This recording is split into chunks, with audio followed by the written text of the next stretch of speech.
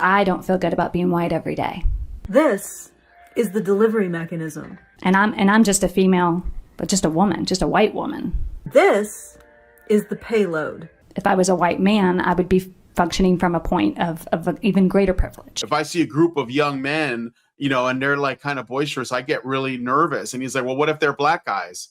And then she's like, no, wait. They want to use conviction rates to show the percentage of men that engage in sexual crime relative to women. They don't want us to actually look at the racial composition of the men who are going to jail for sexual assault. And then they create a hierarchy, and it puts straight white guys at the very bottom and all the other men like just above that. And then you get onto the other identities, right? It is impossible for the CDC, that is the Center of Disease Control, to find 3 years in a row parity in sexual assault victimization with significant amounts of that victimization done by women to men. I think that it's a fundamental unfairness that women are allowed to vote on policies for warfare that they then don't have to go fight. Men don't get the vote if they don't sign up. Women get the vote by default. So literally, men actually have less of the right to vote. Not that the vote is a right, because it's not. But they have less of access to the vote than women do. Keep your vote, but get rid of the narrative that you're a victim relative to men. So that's the goal. Why I joke about the 19th all the time. I don't think it's going away because women would actually have to vote for that. And I don't think that's going to happen.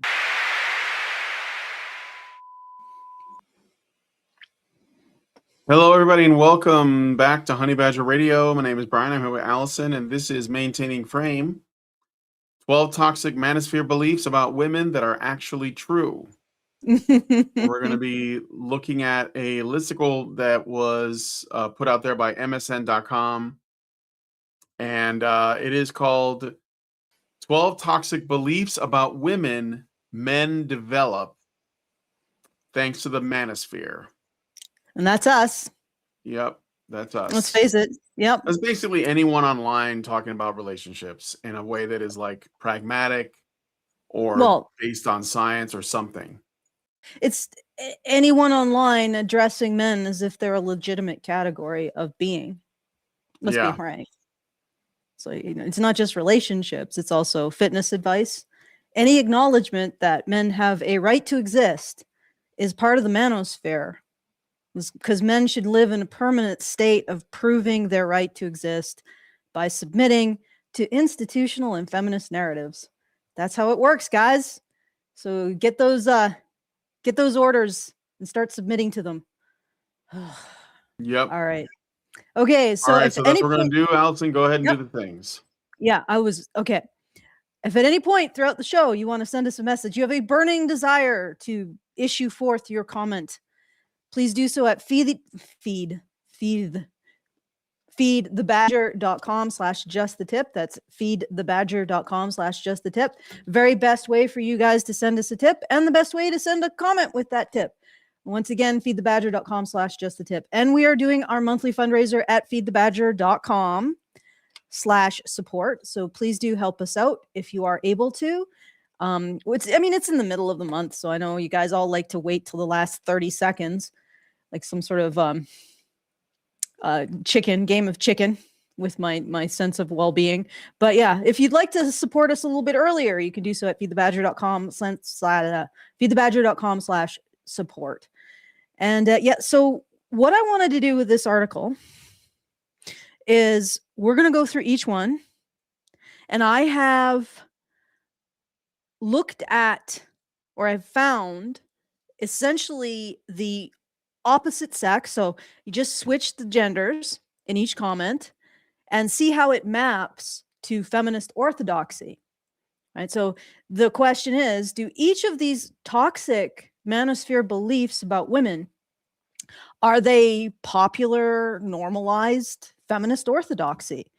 Do they exist as, if you just swap the genders, are they basically things that feminists assert and even base policy and expectations and what they say about the genders on?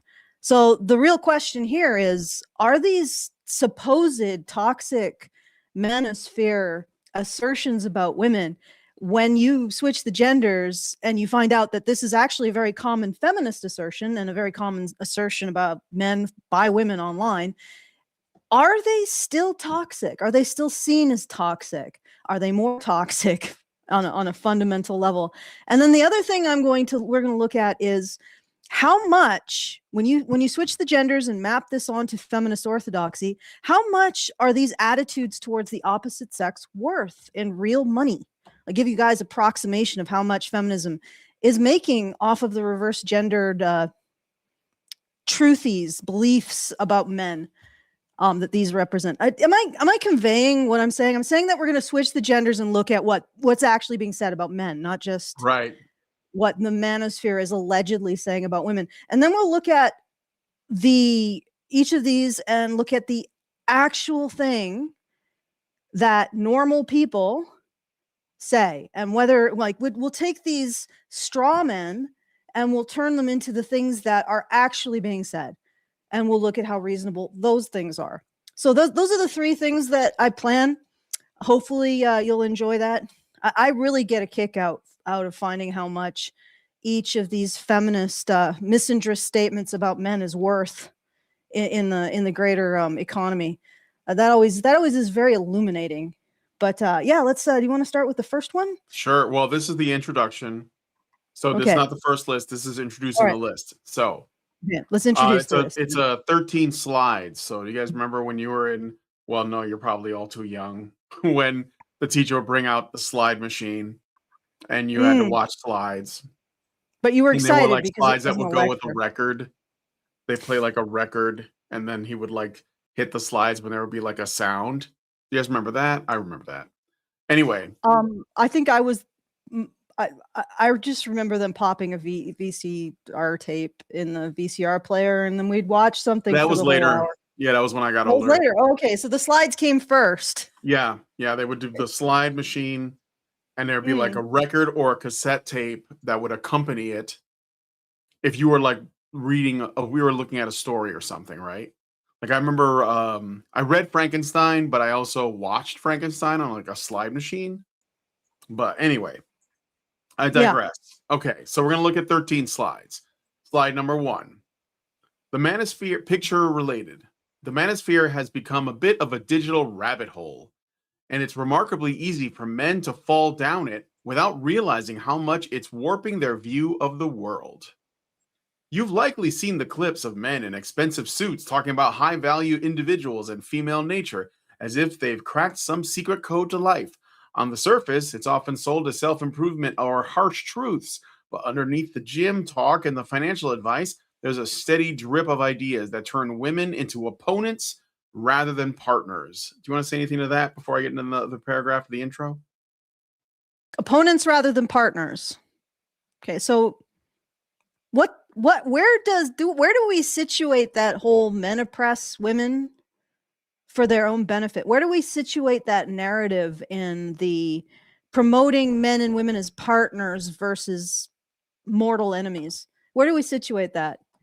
Right? And I know people are like, well, but that's the truth. No, it isn't. It's never been proven. There is no science that supports the feminist assertion that men oppress women for their own benefit. None. And they will say, well, there are men in charge. Yeah, but those men in charge don't use the power that they have to protect and provide for other men. See how that works? So that's never been proven. So we have this narrative, this ubiquitous narrative, right? Men oppress women for their own benefit. And I don't know about you, but I think that creates a lot of resentment between men and women. Perhaps even an attitude that men are women's enemies. Hey? Yeah? And now we're talking about how men are embracing attitudes that make women enemies of them. Well, wasn't that already established? Like, why didn't we already establish that 75 years ago with women's studies programs? Right? We're living in the post men and women are mortal enemies era, and it wasn't men online that established this because there was no online 75 years ago. So how could there was no online manosphere 75 years ago when academia collectively decided that men Like, women are never men's enemies, of course. They're just angels, constantly being crushed by the forces of male malfeasance. So, but men are definitely the enemies of women. I think we established that. You know? But now we're going to be talking about how men did that. All right, Yeah. let's go. If anything, the Manosphere just essentially informed men that women can see them as their enemy and that they should like prepare themselves. Yeah. Because men are most men are going into encounters and relationships with women assuming that women don't like that they haven't been propagandized for 75 years to fear and hate them. And it doesn't mean that every woman's affected by those things, but the Manosphere is just letting them know, you know, these Yeah, people sure. have been conditioned to hate you and fear you, and Mhm. they may not, but they may. Yeah. Well, I mean, honestly, the women who evade this probably are outliers of particularly stout disposition, shall we say. Because this is I mean, you don't have to even talk to the manosphere. Just look at how women talk about men on Twitter. Like, Yep. it's rare to find Or women who are Instagram actually or supportive. Facebook, It's rare to basically find anywhere women who are online. actually supportive rather than overtly hostile. Okay. Mhm. All right. The problem is that these beliefs aren't just harmless opinions, they're toxic scripts that make real, healthy connection almost impossible. Instead of learning how to build a life with someone, men are being taught how to manage or outsmart them, which only leads to a cycle of loneliness and resentment. These 12 beliefs on how the manosphere bit by bit completely destroys a man's ability to see women as actual human beings, proving that the red pill is often just a recipe for a very bitter and isolated life. Okay. Okay. Like Brian was saying, the manosphere is making men aware, and I think actually the latest generation is very much aware that women regard men as their enemy. I think there's no pretense in that generation anymore. They're aware of that, like the young men of Generation Hmm. Z. And if they're not really paying attention. But the manosphere is simply saying that. It's simply saying this is the effects of this narrative on women, right? That they are going to regard you as something that needs to be managed as a man. Like, that women need to manage you because you are inherently evil, because you are inherently going to oppress her. So she needs to be constantly on guard in a relationship with you. And the manosphere is saying, well, this is the likely outcome of these messages on women and their behavior towards you. And maybe don't take it personally. Yeah. When she implodes your relationship because she's constantly assumed the worst about your behavior and your expectations, maybe don't take it so personally that you regard yourself as a burden that needs to be removed off the earth, right? That kind of messaging. But no, that's not allowed. We can continue. We can continue to promote the idea that men are women's enemies, but we can't recognize that promoting the idea that men are women's enemies causes women to treat men like they're their enemy. That's evil manosphere talk. I'm just okay. I know this is a bit of an aside, but I just recently learned that there is a hen house of feminist academics who are writing papers about me. Probably you Really? too, Brian. Yeah, they're writing papers about how I am a representation of how patriarchy captures women.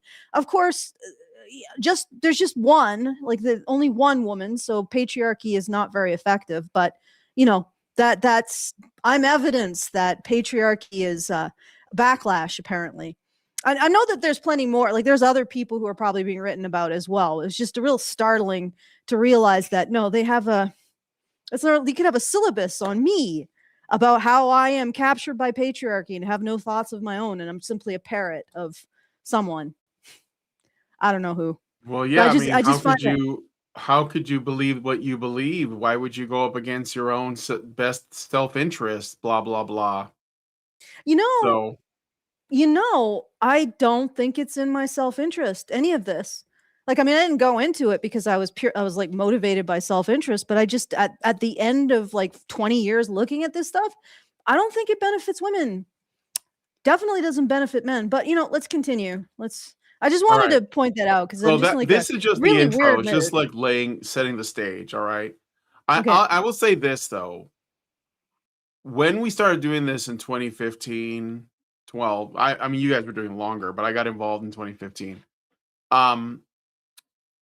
The mainstream websites, this is MSN.com, they would do anything to avoid talking about us, or they didn't know about us at all.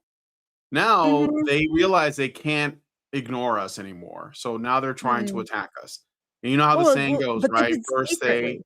First they laugh at you, then they I don't know how it goes exactly, but then they attack you, They then you win. They ignore you, they laugh at you, they attack you, then attack you, you then they win, learn. right?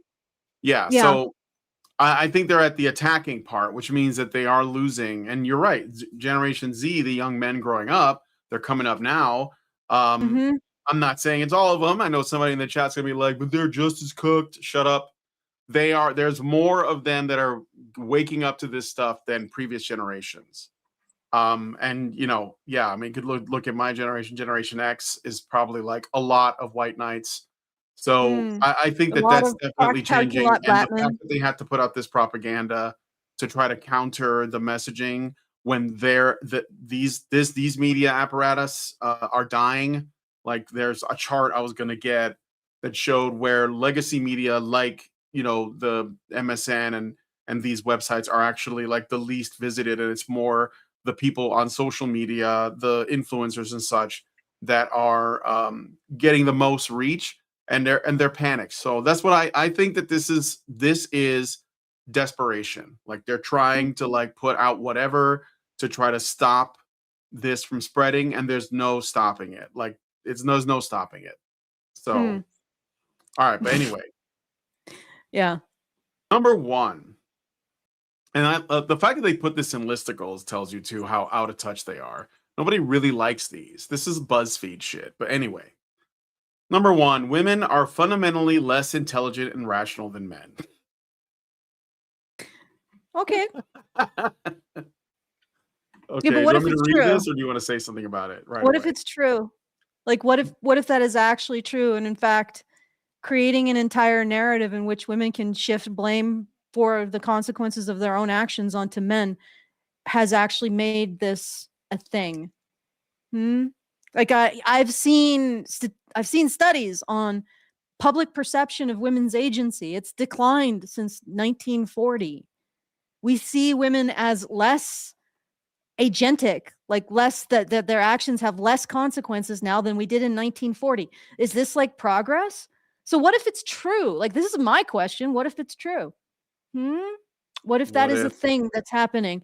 What if when I go on the Twitters and I ask Grok to look at a feminist's Twitter history and determine how much she reduces women's agency, so the recognition of the consequences of her actions relative to men, and then I say, Grok, estimate what she's soft lobotomizing out of her brain by doing that, and the Grok says, her entire cerebral cortex. Maybe I'm onto something. Maybe teaching women to do this is making them less intelligent and more irrational. Feminism is making women less intelligent and more irrational. But we have, well, of course we can have that discussion. You and me, Brian. Maybe not anywhere else, but certainly here among the with the woman who apparently is so stupid all she can do is parrot things that men have told her by some kind of thought transference. It's not me waking up at 3 a.m.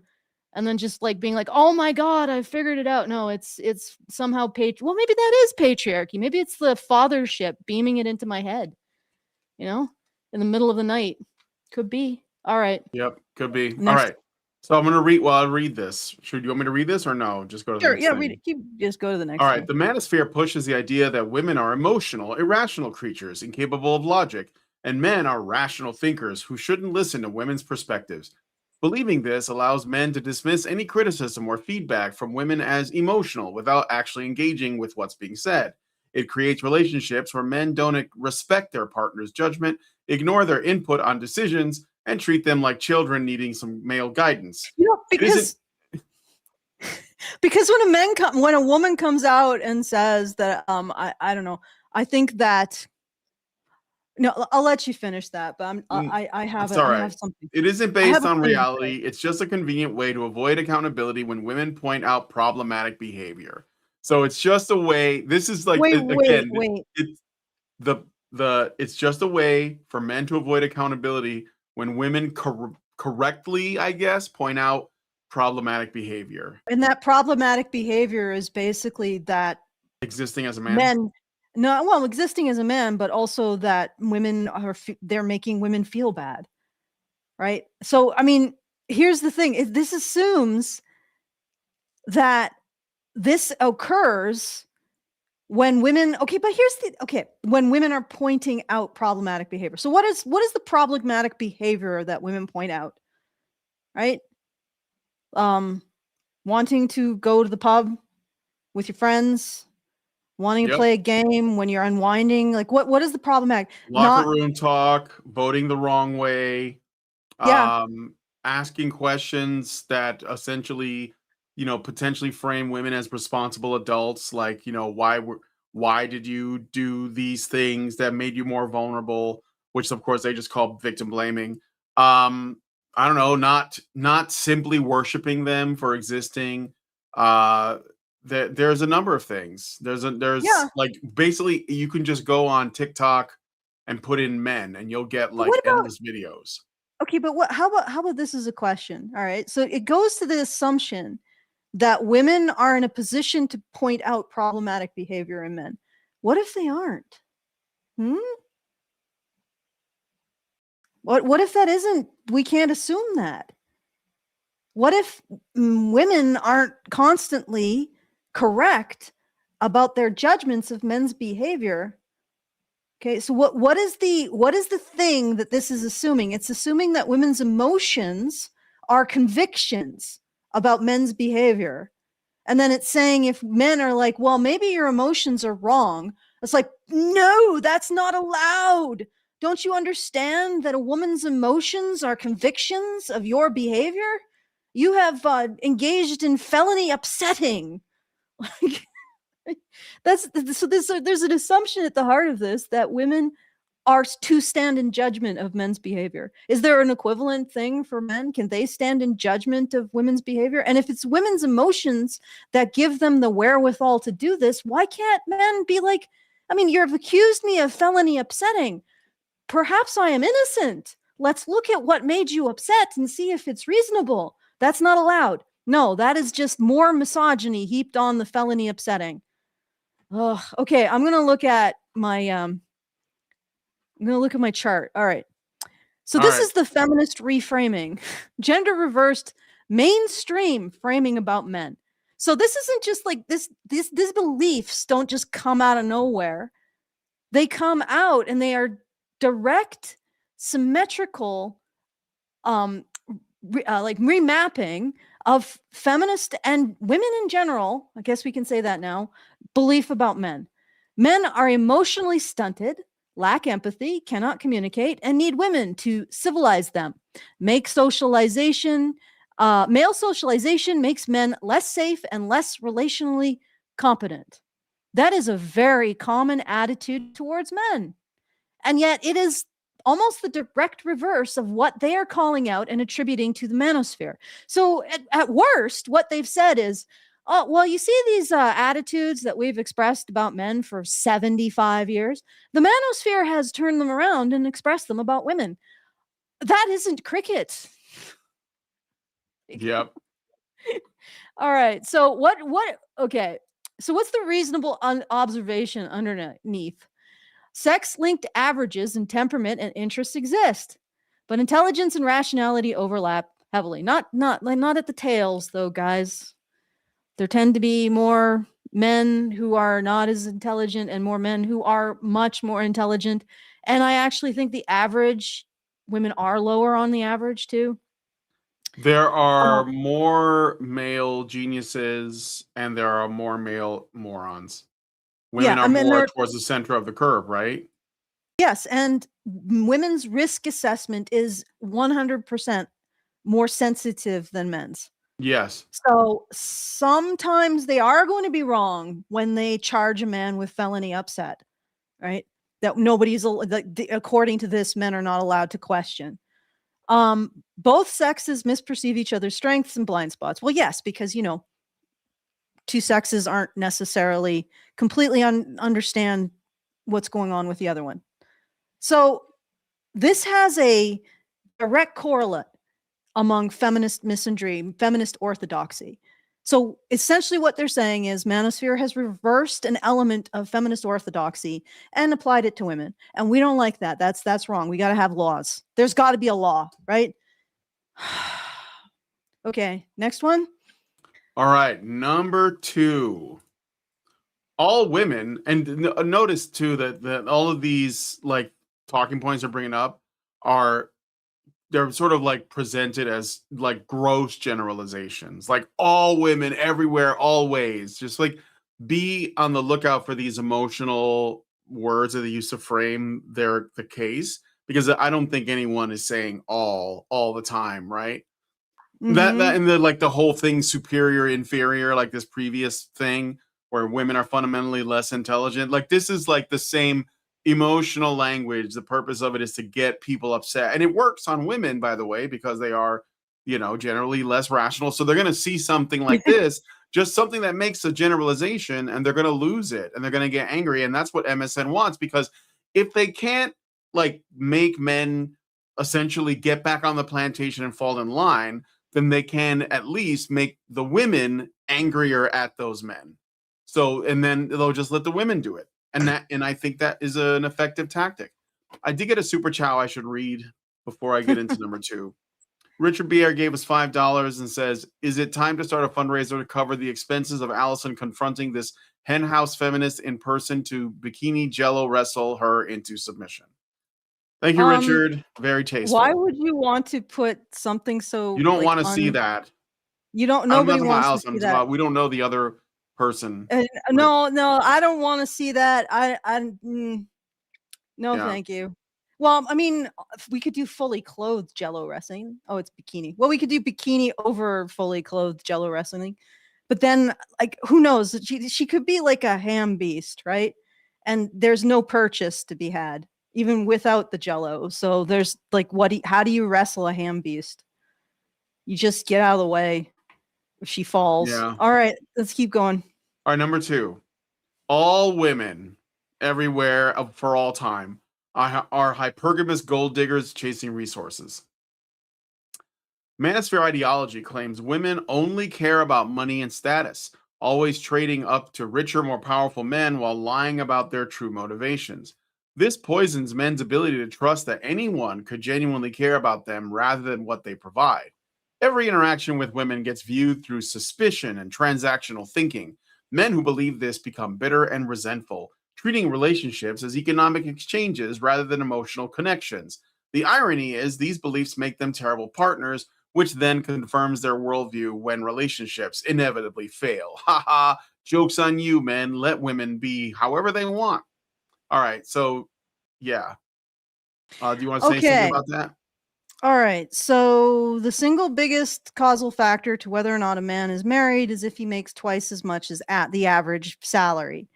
And around the world, one of the biggest factors to divorce is a man losing his job. So this is actually 100% true. Women are hypergamous. They have not released men from their traditional expectations at all whatsoever. So on average, women weight status resources more and men weight youth looks more in mate choice. Okay. And both sexes can act opportunistically under certain incentives. So we're not like denying that, right? However, this narrative, let's reverse it. Let us reverse the genders and see if it maps onto any kind of feminist narratives. Men only care about youth and beauty. This is the feminist narrative, and sex. They disregard women as they age and replace them with younger models, male gaze, and trophy wife culture. So we've already got a feminist condemnation of men that maps 1-to-1 with what they're saying the Manosphere says about women. Okay. So yeah, that's once again, they're just basically accusing the Manosphere of what they are guilty Of what they are doing. Yeah, they always project. And also, while there is evidence that men like want youth and beauty, and there's definitely evidence that women want status and resources, right? At least the Manosphere is like, just that's a thing. Okay. This is basically saying you can't say that women are hypergamous while condemning men for their own what they prefer in a mate. Do you see what I'm saying? It's like, so you can't just be honest about what men and women prefer. You cannot actually say that women still hold men to a traditional standard of providership, even though that is factually true based on the statistics. Like, that women are hypergamous. Okay, that is a thing.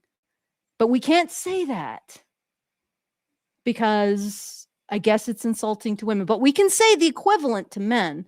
That's okay. All right, let's move on to the next one. I was gonna say something else about this too. When they call it, sorry. No, it's okay.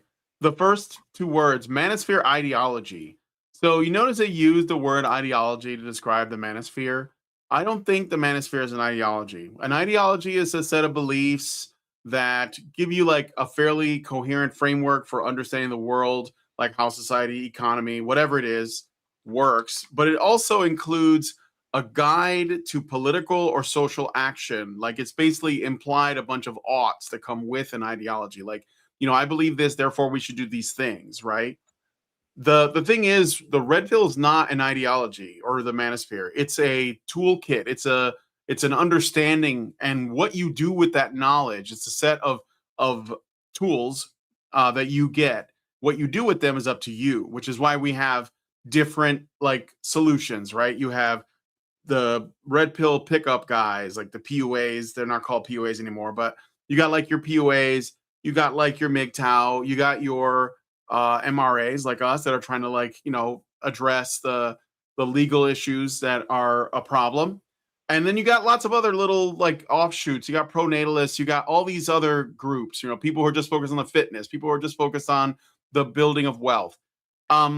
So I'm just saying, like, when they say Manosphere ideology, they're trying to make it sound like a cult by attributing a set of not just like ideas with it, but like a mission, right? And that's not what it is. Like, what you do with that knowledge is up to you. Some people just go on with life as normal. They don't even do anything. They just go with that understanding, and they use those tools to navigate that, that environment. Like, I have a friend who is with someone and he knows all the red pill stuff. He was a big follower of Kevin Samuels, but he's not like, he didn't plant his flag in like MGTOW or PUA or anything. He's just using the knowledge to like help himself, navigate his relationships. So I think it's important to point out that when they say Manosphere ideology, they're trying to do this more of this emotional, scary language to make women think, oh my God, it's a cult, but it's not. So no, it's just a recognition that men sort of have their own approach to life, really. Yeah. Because think about how it keeps expanding.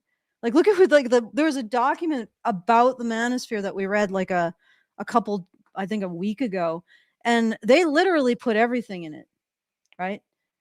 They everything related to a man having an opinion or wanting to pursue an aim. I'm surprised they didn't put therapy in it. Oh, all these men, they're man therapizing. I guess that's so female coded that it's always going to be okay. But I'm sure eventually we will see an article on man therapy and why it's bad, and why men should go to the same therapists as women go to, and they shouldn't have therapists that recognize they might have different pressures or different expectations or different ways of approaching things like grief. No, that's not acceptable. I'm predicting it. Okay, I'm going to mark it. So let's say it's January 16th, 2026. Oh, God. January 16th, Allison predicts that eventually they'll go after man therapy, which is therapists who actually recognize that men are different than women or have their own attitudes or pressures or expectations or goals. And that's perfectly fine. They don't just say, well, everything that you face, women have it worse and you're to blame for everything. Okay. Mm-hmm. All right. Next, number 3. Oh, Women's okay. value decreases dramatically with age, while men's increases. The manosphere obsesses. So it's another one of these buzzwords, right? They obsess, like they don't sleep. They're like wide-eyed at 3 a.m, thinking about women Like hitting the me. wall. Like nobody does that, but they got to tell you this. They got to make it sound like they're crazy people that are irrational. The manosphere obsesses over the idea that women hit the wall around 30 and become worthless. More of this language, but men become more valuable as they age. It's deeply rooted in reducing women to their reproductive capacity and physical appearance while valuing men for their things that genuinely do improve with age, like career success. It encourages men to pursue much younger women and discard partners who've aged alongside them. The cruelty becomes What? obvious when you realize it's justifying abandoning women who've invested years in relationships once they're deemed past their prime. Okay. Well, why is it that when women do sex tourism, they always go after like the 16-year-old Jamaican boys? Because I think that youth is Cool boy. equal Yeah. yeah. Yeah, I think youth is equal opportunity here, and I mean, and it, yes, it hits women harder because they have something called menopause, which is the end of their reproductive lifespan, and men don't have that as starkly. But why would something like yes, men prefer women of a certain age. That doesn't mean they're leaving their wives, as far as I can tell. In fact, it's women leaving their when it's 60, when you see 60-year-olds divorcing, it's initiated by the woman almost invariably. So obviously men are staying with their wives. So what is Mhm. even okay, what is this even? All right, so Yeah. Go ahead. okay. Okay, so women's value decreases dramatically with age. Men become less desirable with age if they don't actually achieve.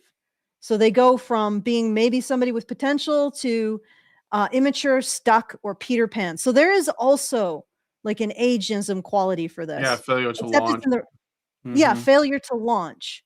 So men are also judged for their age and their achievement corresponding to that age. So yeah, I mean, it's not quite a 1-to-1, but then there's also all of the feminist celebration of women going after younger men. Is that like this is celebrated now in female culture, right? So they're taking a biological reality and they're blaming it on men. And there's not really an equivalent one for men, so there's no real 1-to-1 reversal. But here is the less strawmanned. Physical attractiveness and fertility decline with age for women, income status, and some competencies rise with age for men. Both sexes face trade-offs as they age. And the honest to God thing is that this isn't even in play anymore. Women want a man who looks like he's 25, has the money of a 55-year-old and the wisdom of a 75-year-old. Right? They're not even tolerating age in men. The standards have gotten so high. Mhm. So this seems to be behind the curve. Shall we move on? Yeah. The other thing I Oh wanted to wait, add to this here's too is that even though all these things are true, well, in terms of like the wall and this and all that, there's also some claims in here that men would be really irrational because that they would just like leave their partners for a younger woman. Only a certain class of man can do that. Most Mhm. men, like the overwhelming majority, can't do that, and they know it. So they're not stupid. Leonardo DiCaprio gets away with it because he's Leonardo DiCaprio, okay? And these women are still butthurt over that, by the way.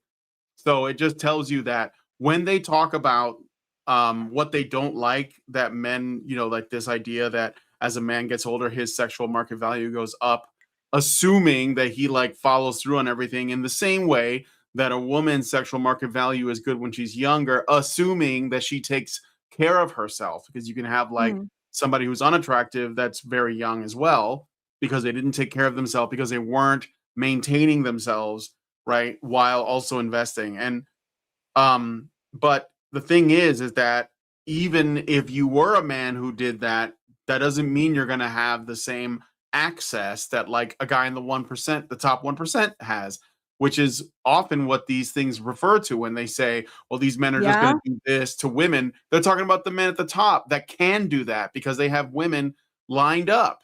So, Mhm. like that's Yeah, not it's the average man. non-starter. Even if the average man is aware of it, this is so that they understand the way the world works. That's all this is, And honestly, I still think like if you age matched men and women, even into your 70s, I think women would probably still have that premium on being able to get sex. Yeah. I mean, maybe not once you hit the point where, widows outnumber widowers like 5 to 1, but think about it. Like this is basically women complaining about getting a huge bonus at the beginning that declines over time. Right. And then, they have to move into a different stage in their life. They have to become a mother. They have to become, a matron. They have to start thinking about raising something else and investing in something else, not just being, available for a few more grabs on the marketplace. And Yeah. that's just so petty. And if men were complaining about something like that, if men got a huge bonus at the beginning of their lives, feminists wouldn't tolerate it for a second. But here's some additional stuff. Industries around empowering older women's dating and sexuality, plus narratives that older single men are creepy or dangerous. Okay, so this is like that. There is also this undercurrent that older men are creepy, right, and predatory. We don't see that with women. If a woman is dating like a 50-year-old woman is dating a 22-year-old man, they don't think of her as predatory, but think about a man doing that. He's automatically cast as predatory. But anyway, I think that this is, like I said, there's not a really good one-to-one here. This is just basically griping about being handed a gigantic bonus at the beginning of your reproductive life and then frittering it away on nonsense. Okay, Exactly. let's keep. Yep, that's Okay, what it is. All right. okay. Number Sure. 4, women are naturally manipulative and deceptive. According to Manosphere logic, separate from normal logic, again, note the language.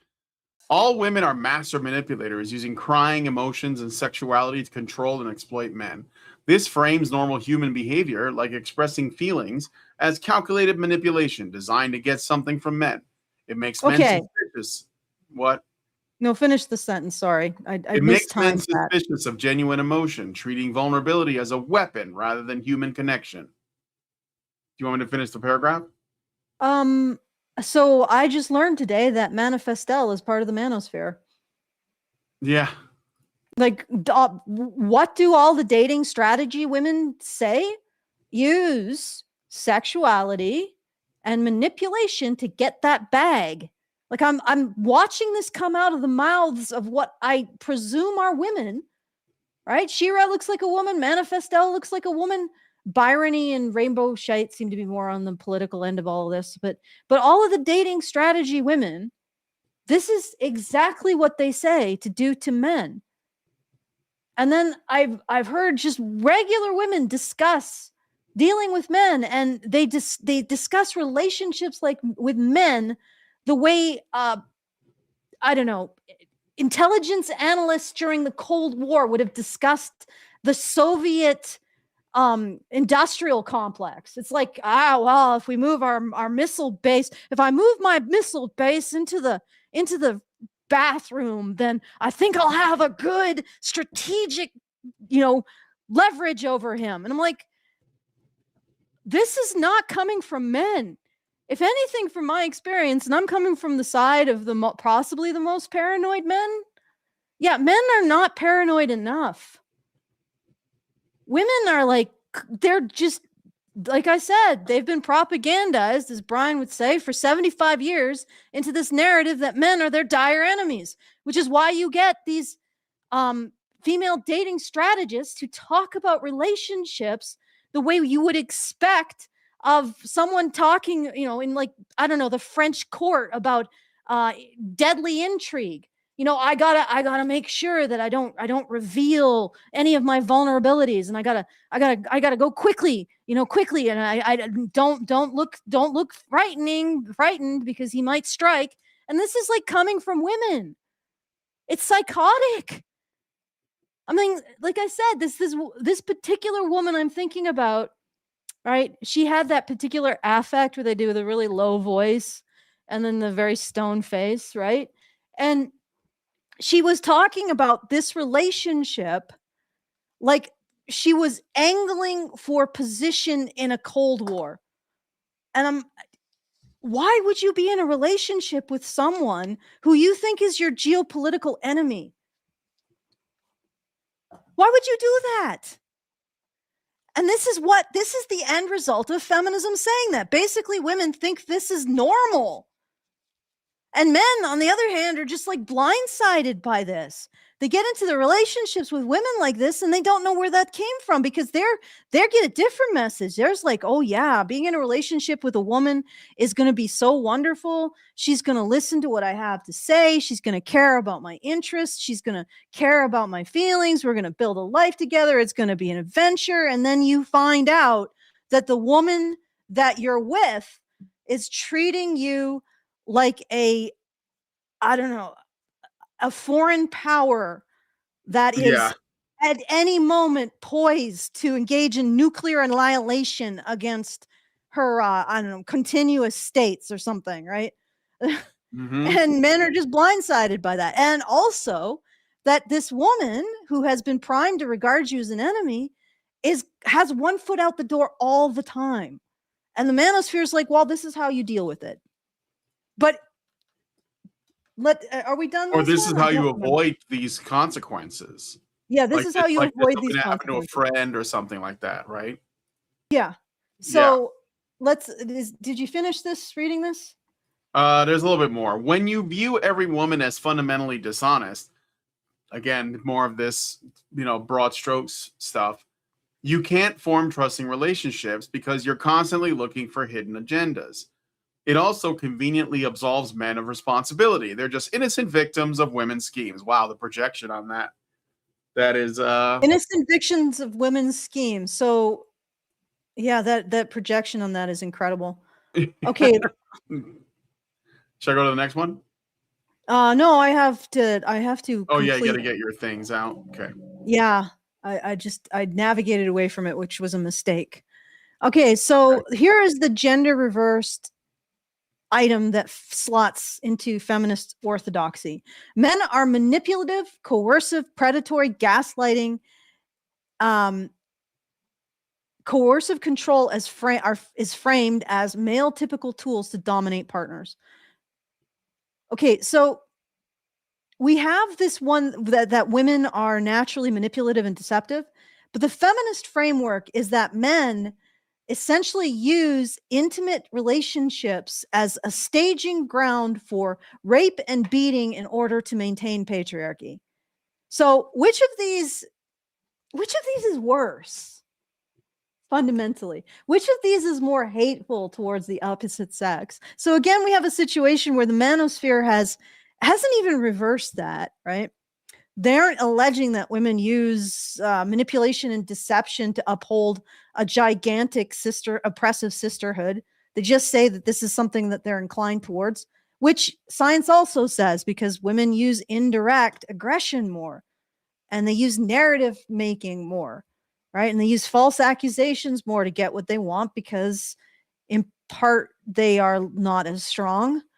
And also because in some ways they do have more social skills when it comes to motivating others to do things for them. So yes, there's a little bit of there's a kernel of truth to this, but then if you compare it to what feminists say about men, it's trivial. First of all, I don't think Manosphere, like, let's see, both sexes can and do manipulate. So this is the actual probabilist statement. Some relational strategies, crying, charm, intimidation, stonewalling, are sex type, but dishonesty is not exclusive to one sex. So that's the AI, like, neutral analysis. But let's bring it down to what actually is true. Women do use more narrative framing, more social tactics in order to get what they want. This is factual. Like, there's no argument about this. And if you want to really play a game of whose narrative, sex-based narrative, is worse, feminists win hands down in this. Because they aren't just saying that men stonewall or they tend to just internalize things. They're literally saying that men use intimate relationships to pursue a program of rape and domestic violence against women to uphold patriarchy. So they're literally saying that men regard relationships in terms of doing war crimes against the enemy. Okay? Do you see how these things are not really comparable? Manosphere. Yep. Yeah, women can they can be deceptive and lie, you know. They tend to do that a bit more because they use more social tactics. Feminism. He's going to rape and beat you to uphold his friendship with other men. Also, don't forget another reason why women are they're more they might do it more is because we kind of like incentivize that. We incentivize that, so they do it. If you want to discourage bad behavior, then you have to discourage. Disincentivize, yeah. You have to disincentivize it, exactly. So, like, we incentivize it, we support it, we promote it, socially, culturally, financially. So women do it. Mm-hmm. All right. Shall we do the next number 5? Number 5. High value men deserve multiple women, but women should be monogamous. The Manosphere promotes the idea that successful men should have access to multiple women, but those same women should remain loyal and exclusive. It's a massive double standard that gets justified through evolutionary psychology arguments that are basically just post hoc rationalization for wanting to cheat without consequences. Men are encouraged to view monogamy as limiting their potential while demanding absolute loyalty from women. The entitlement here is staggering. Women get treated as rewards for male success rather than autonomous people with their own desires and boundaries. I'll let you have that one if you want. All right. So the reverse is high value women are told never to settle, keep options open, date up, and leave men who don't meet standards. Male reluctance to commit is demonized, while female serial monogamy is framed as growth. And also there is quite a bit of a push towards female polyandry, polygamy. So I don't know. Like, I think this is behind the curve. And also there is a beloved religion that sort of promotes this exact thing, that high status men should have multiple wives. And not only does it promote it, it creates an entire religious framework that accepts and justifies it, you know? So I don't know. I feel like this one might be a little bit Islamophobic. Mm-hmm. That's interesting. Okay. Yeah, isn't All it? right. Let's move on. Again, this is another thing where they think that there's a double standard going on, but the problem with this is that women are willing to share a high status man. Yeah. But or also fight be over loyal him. to that high status man. It's not even because those men demand it or expect it. It's because women actually go along with it. Like they do this all the time. Like and without knowing it sometimes, where there's like, you know, you have like in the let's say the urban monoculture, like in the big urban centers like Chicago or New York or LA or Compton or whatever, you'll have like a bunch of women dating the same drug dealer or the same gang leader or the same whatever, right? There's a high status man, whether it's because he has a lot of finances or he's, but you know, like basically got control over all, he's got a monopoly on the violence. which is another way of getting resources. And those women, they'll be all the women in the neighborhood could be sharing the same guy. There's a whole Reddit, isn't it? Like, are we dating the same guy? That's Yeah. an example of that. So women are doing this. It's not men are expecting this. As women are doing this because they want to be the one. They want to be the exclusive. And they think they deserve that. But the man is just like, well, I guess I'll just take all of this, right? So why not? Yeah, well, literally, it's because if a man has multiple women, that's social proof that women are drawn to, right? And he's Because gonna get more women. they want to win, right? He's going to Yeah. get more women. When a woman has multiple men aren't drawn to like this. So a lot of this stuff is a problem of how women stack their desire. Women like men with social proof. They like men who are desired by other women. Well, what happens? What are those men doing? Well, they have options. And they often, because of the way that the dating culture is organized now, it almost is like men have to present this attitude that he can walk away at any point because she's, at the end of 3 generations of being taught that men are oppressors and any kind of wanted trust in a relationship is just a platform that he's going to use to abuse her. And he's always has a foot out the door and she regards her social value in terms of rejecting men. It's almost like that incentivizes men to keep their options open, even to just stabilize a one relationship. So this whole incentive structure is put in place by women, by what they choose to believe about men, what they choose to value in men, that they want to have. They want to see men with social proof. Men aren't the same. They don't. That if they like that woman, they like that woman. They don't need to know, unless they're French, that a whole bunch of other men are orbiting her, right? Mm-hmm. The French are different, but we don't have to talk about that right now. I'm just saying that they are an exception that proves the rule. Generally, if you're not a Frenchman, a woman being more attractive to other men or even being in relationships with other men doesn't make her more attractive to men. Okay. So this is a thing that women are doing. They don't have this standard and then they blame men for having the standard that they don't have. Like they don't have the standard that says, well, if there's a whole bunch of other opposite sex members orbiting this person, they're actually less attractive. No, instead it's more. So again, this is just women doing this to themselves. Oh, wait, I just did a felony upset. Okay. Next. Yeah. Well, let me see what I got here. Yeah, go ahead. Let's see.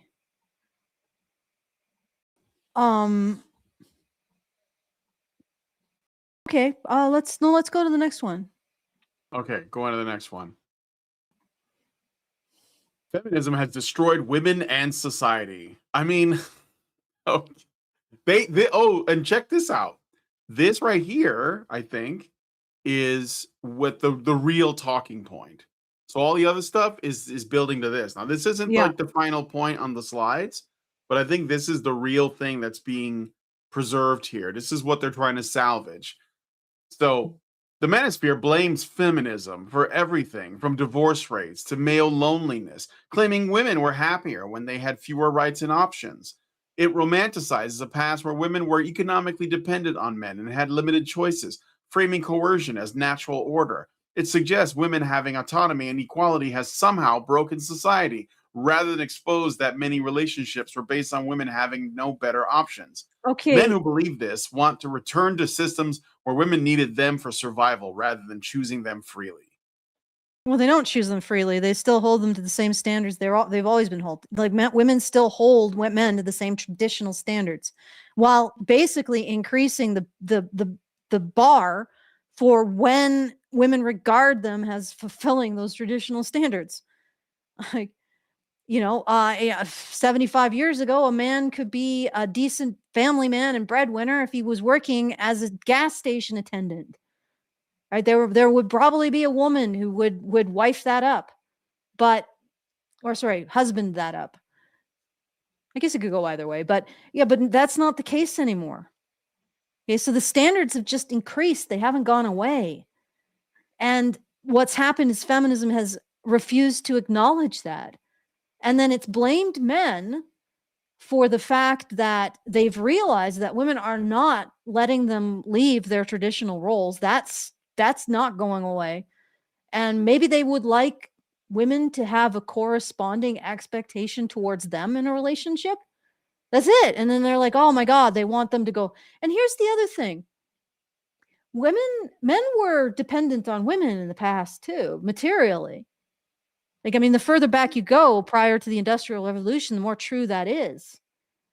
Right? You know, if you wanted anything close to a comfortable life, and in the past, it was even more difficult for men to just sort of go out on their own and be hermits because they didn't have the kind of technology that we have now, or post-industrial technology that even makes that more possible.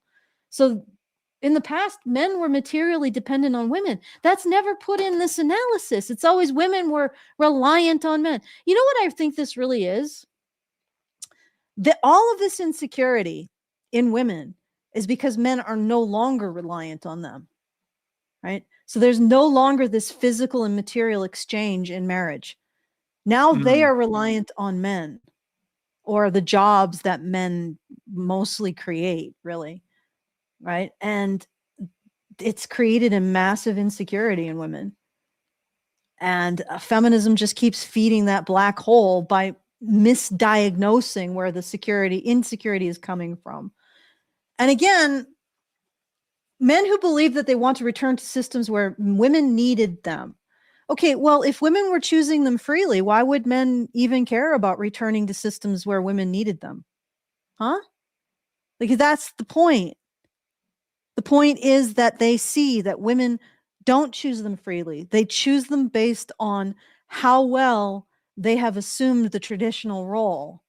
And they are in a society that heavily penalizes them and prevents them from assuming the role that makes them attractive to women.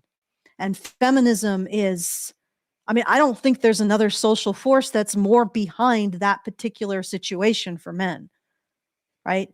Because if men actually attain the level of success required to be attractive to women, feminism will say that they did that unfairly and then put in a whole bunch of roadblocks to prevent it.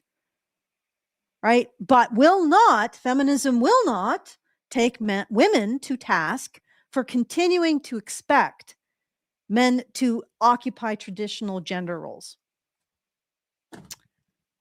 So yeah, feminism, I'm sorry, like you keep flinching every time I hit the I guess I need to be more careful about that. I'm sorry, buds. Okay. Shall we keep going? Yeah. Oh, wait, I have reversals. I didn't even get to the point of reading my reversal. We're doing pretty good. We're on 6. I just want to add just real quick. It says here that women are like, they want to return to systems where women needed them for survival rather than choosing them freely. Like women, even independent women that don't need no man today, are relying on men though. Like they maybe not like men that are like close in their lives, but like the places where women work are very likely companies that were built by men. All of the conveniences and advantages they have were built by men. They're not escaping like the need for men. They just don't. They want to pretend like they don't, but they're still living in that. Like if you just left them out, like if the men just quit for a day, it would be over. Like they wouldn't have electricity, they wouldn't have their avocado toast, they wouldn't have their made up job titles to go to, because a lot of like women's work is like made up, or they work for the government, which is also basically just made up. So like their dependency on men hasn't really changed. They just don't have a man close to them in their life that they can like actually trust. And so instead they're depending on some abstract system that doesn't need them and can replace them with somebody else. They're just a widget now instead of like they're more of an object now working for like faceless corporations than when they were like in marriages with men, even if they were in like a more supportive role. But they allow extremely the men who control those corporations to feel really good about themselves, that they are because the men of those corporations will have like a day for the women and they put it on the calendar, and they'll virtue signal, and the women will be like, well, they love me now because they put a Yep. pink ribbon, on the You know what they should call those days? They should call them my harem days. yeah. And they'll have like the CEO be like, yeah, this is my harem day. Come out, ladies. Let's celebrate you. Okay. Nova Fan gave us $1 just now, and then we'll move on to the next page, or you can do your thing. Yeah. So the reverse is patriarchy. Let me just read the Rumble rant. Sorry. Feminists hated, it was $1. Feminists hated the past because they couldn't do whatever they want. Feminists hate the present because men aren't pandering to women like men used to. All right. Thank you. All right. Go ahead. All right. So this is the reversal. Patriarchy has destroyed women and society. Male power is the core structural harm that must be dismantled. Male privilege is toxic by default, and men are toxic by default. That's the feminist reversal. And they have literally said that men are the enemy of women in society. And then men are like, I don't like that. Maybe feminism, that's not good. And then feminists are like, see, that's why they're the enemy. That's why men are the enemy. They don't like being said that they're the enemy. That makes them even more the enemy. And again, feminism, no proof of any of their assertions. That in fact, it's nobody's even thought, maybe we should prove that this actually exists, that men actually do. No. Okay. Let's do 7. Yeah. Number 7. Women are biologically programmed to be submissive. Manosphere ideology, there goes that term again, claims women naturally want to be dominated and led by strong men. And modern women are just fighting their biology by wanting equality. It justifies controlling behavior as giving women what they secretly want, despite what they say. It's used to dismiss women's stated preferences as lies or confusion about their own desires. The reality is that some people of all genders prefer more traditional dynamics, but framing it as biological inevitability is just a way to avoid respecting women's actual choices and autonomy. Okay. All right. Well, I'm going to do one gender. They want to be dominated by minotaurs, though, as far as I understand it. I mean, yeah, maybe wolf. As long as you have werewolf, horns, vampire assassins, or a tail, they'll take it. Horns or a tail. Okay. Yeah. Or fangs. Yeah. There you go. Those are the trifecta. That's what you need, men. This is how you deal with women today. You need horns. You heard it here. Horns, tail, fangs. Go for it. Go get them. All right. So one reversal. Actually, this isn't even a reversal. It's just an analysis of what feminists are saying. Okay. Feminism itself refuses to make the connection between women's actions and their consequences.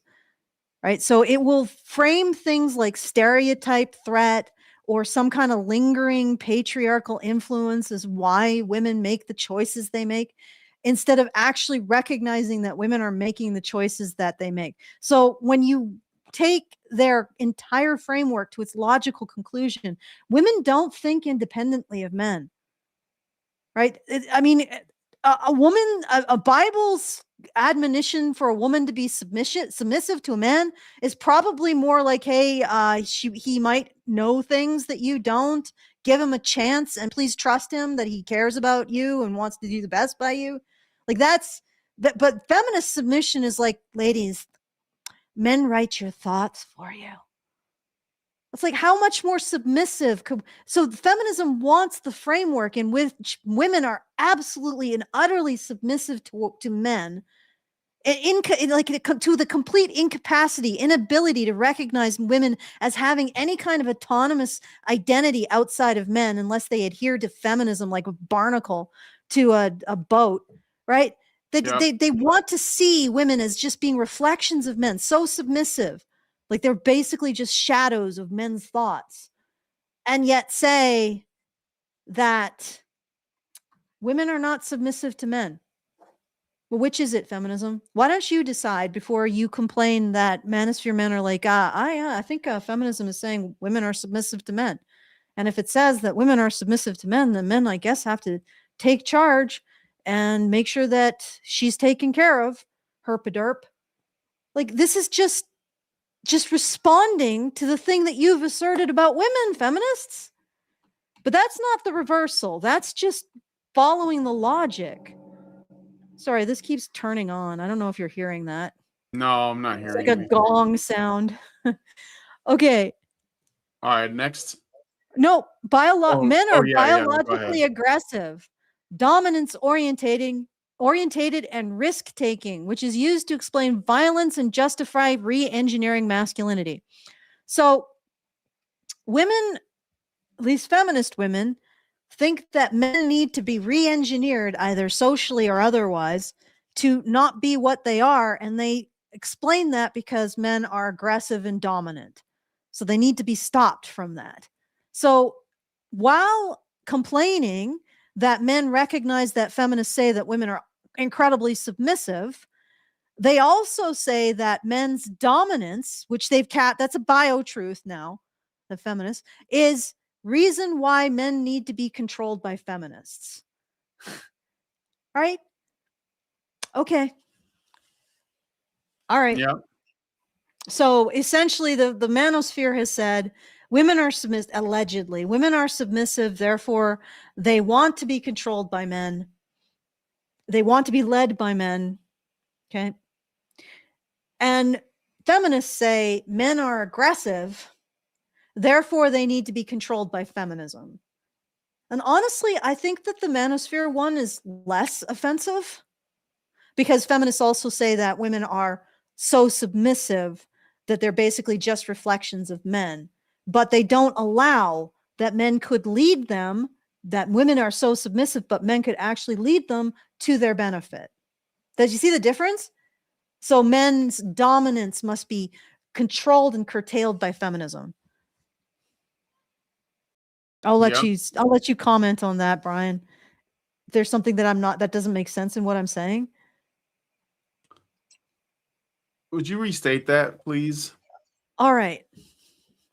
Feminist framework, if you take it to its logical conclusion, says that women are so submissive that they are basically shadows of men's thoughts. Yes. Right? But feminist framework also says that men are so aggressive and dominant that they need to be continuously controlled, or they will be violent oppressors of women. The Manosphere is saying that, yes, women are submissive, but that means that men should lead them in positive ways. So the difference is that it's exactly the same thing. The difference is the Manosphere acknowledges that men's leadership can be of benefit to women, and feminist says that is never true unless we have complete control over everything. Yes. So basically, they're just saying the same things, except one is more an acknowledgement that you can create a relationship out of this, right? And the other is a political position in which everybody gets controlled by this faction. But it's essentially the same thing. Yes.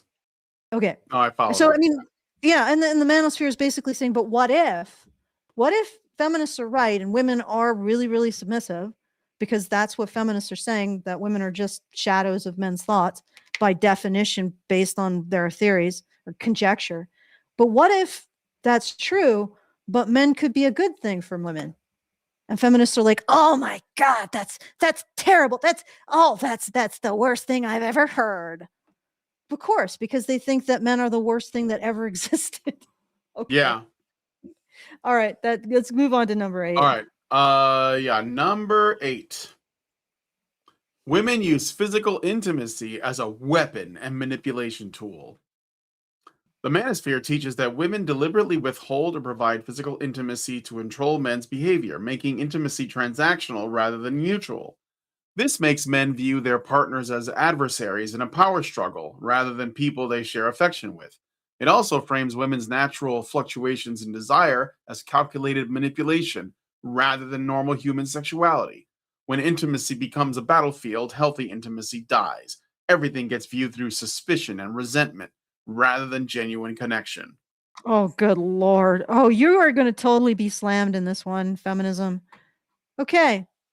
Women use, and what they mean is women can use physical intimacy as a weapon and a manipulation tool. Most of these claims of what women actually do are simply, the reality is that it's simply a thing that they can do. Yes, exactly. And they're incentivized to do.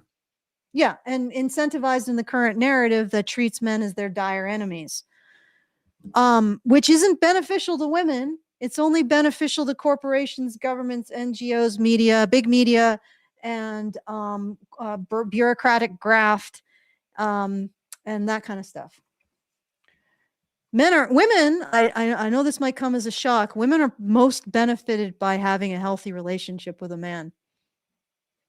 That's that. If a woman wants to invest in her future happiness, that's what she does. But if she wants to invest in corporate or government or bureaucratic grafts future happiness, she becomes a feminist. Okay, so when men, this is the feminist reframe. Like we flip the genders and we look and see if there's any feminist orthodoxy that matches it. And here it is. Men weaponize sex and relationships using coercion, cheating, withdrawal, and even rape as tools of patriarchy. Relationships are sites of male violence. That's the feminist framing of relationships. He's all over feminism. It's all over the people who are currently writing policy about how men and women are supposed to relate legally and socially. Okay? So, which is worse here? Women can use physical intimacy as a weapon and manipulation tool, and men weaponize sex and relationships and even use rape as tools of patriarchy and relationships themselves. Just relationships, right? Not a relationship with a toxic woman, just a relationship with a man is a site of male violence. Yeah, I think feminism blows the manosphere right out of the water in terms of hatred, contempt, demonization of the opposite sex. You know, manosphere guys, you got to really step up your game. You're lagging. Get good. Okay. Yeah, get good. Scrubs. 9. All right. 10. Single mothers are damaged goods and bad I thought that's 9, partners. isn't it? No, this is. Oh, you're right, number 9, right? It's the 10th slide, but it's number 9 It's on a little the bit list. confusing. Yeah. Single mother. Oh, I got some Rumble rants. Let me read those first. I forgot. NobaFan21 gave us $1 and says, depending on where the future takes us, the women not able to work a job will be living in a world worse than what they imagine the patriarchy would be, as men would have AI chatbots rather than them. Well, they can already use AI chatbots now, technically. NovaFan then gives another $1 and says, request, can you let me know if the slideshow acknowledges the women who openly say they want a traditional man while she refuses to be a traditional woman? No, of course not. No, of course not. That's all. That's None of basically this. all women. The thing about these articles and listicles that are going after like people who are critical of feminism, the manosphere, the red pill, all this other stuff, you know, people who are frustrated with dating, incels, they never, ever, ever, ever, ever, ever actually try to figure out what women want. Because they don't care. It's about widening the chasm between men and women. And if they ask what they want, they might get an answer they don't like. In fact, they're probably going to get an answer they don't like because it's going to expose what the red pill is talking about. That like there's a mismatch on what women say they want and what they really want. And part of that is because women are being told what they're supposed to want by this kind of like social approval that's heightened and exaggerated by academia and the corporations and the government, etc., that basically tell them this is what a good man is and this is what a bad man is, in which case there are very, very few good men. Most men are bad. So women are encouraged to, you know, marry the government or work for the government and become a tax slave, just like the men, and see the men as their enemies. And so when you have a woman that's like, well, you know, I kind of I'd like to get married. I think I want kids. I think I just want to be a stay-at-home mom. Then that's probably a lot more women than you think.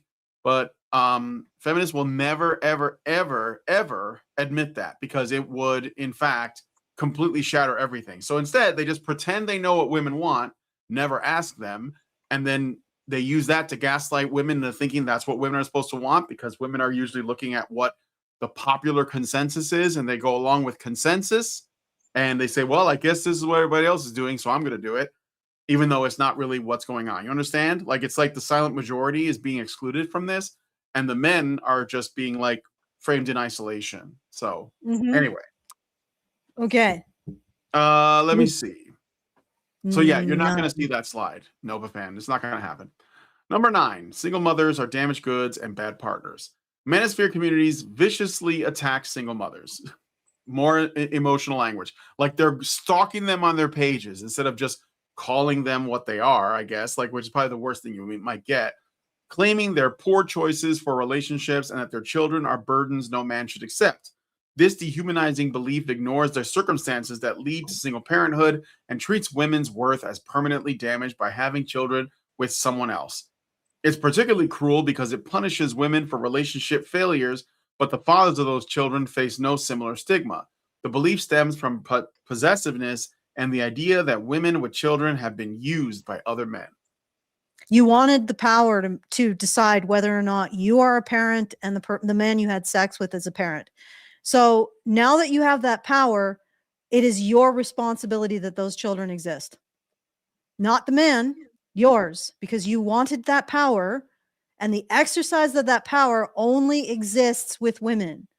Okay. I know I've said, if you were a woman who had a child with a man who was 100% on board, got married, everything, and then just screwed off however long into the relationship, yes, that this doesn't apply to you. That is not the majority of single mothers, right? That is not the majority of single mothers. The majority of single mothers are having sex with men who have multiple baby daddies. They are Who have women, multiple baby mamas. Yeah. baby mamas. Yeah. They probably have multiple baby daddies too. All right.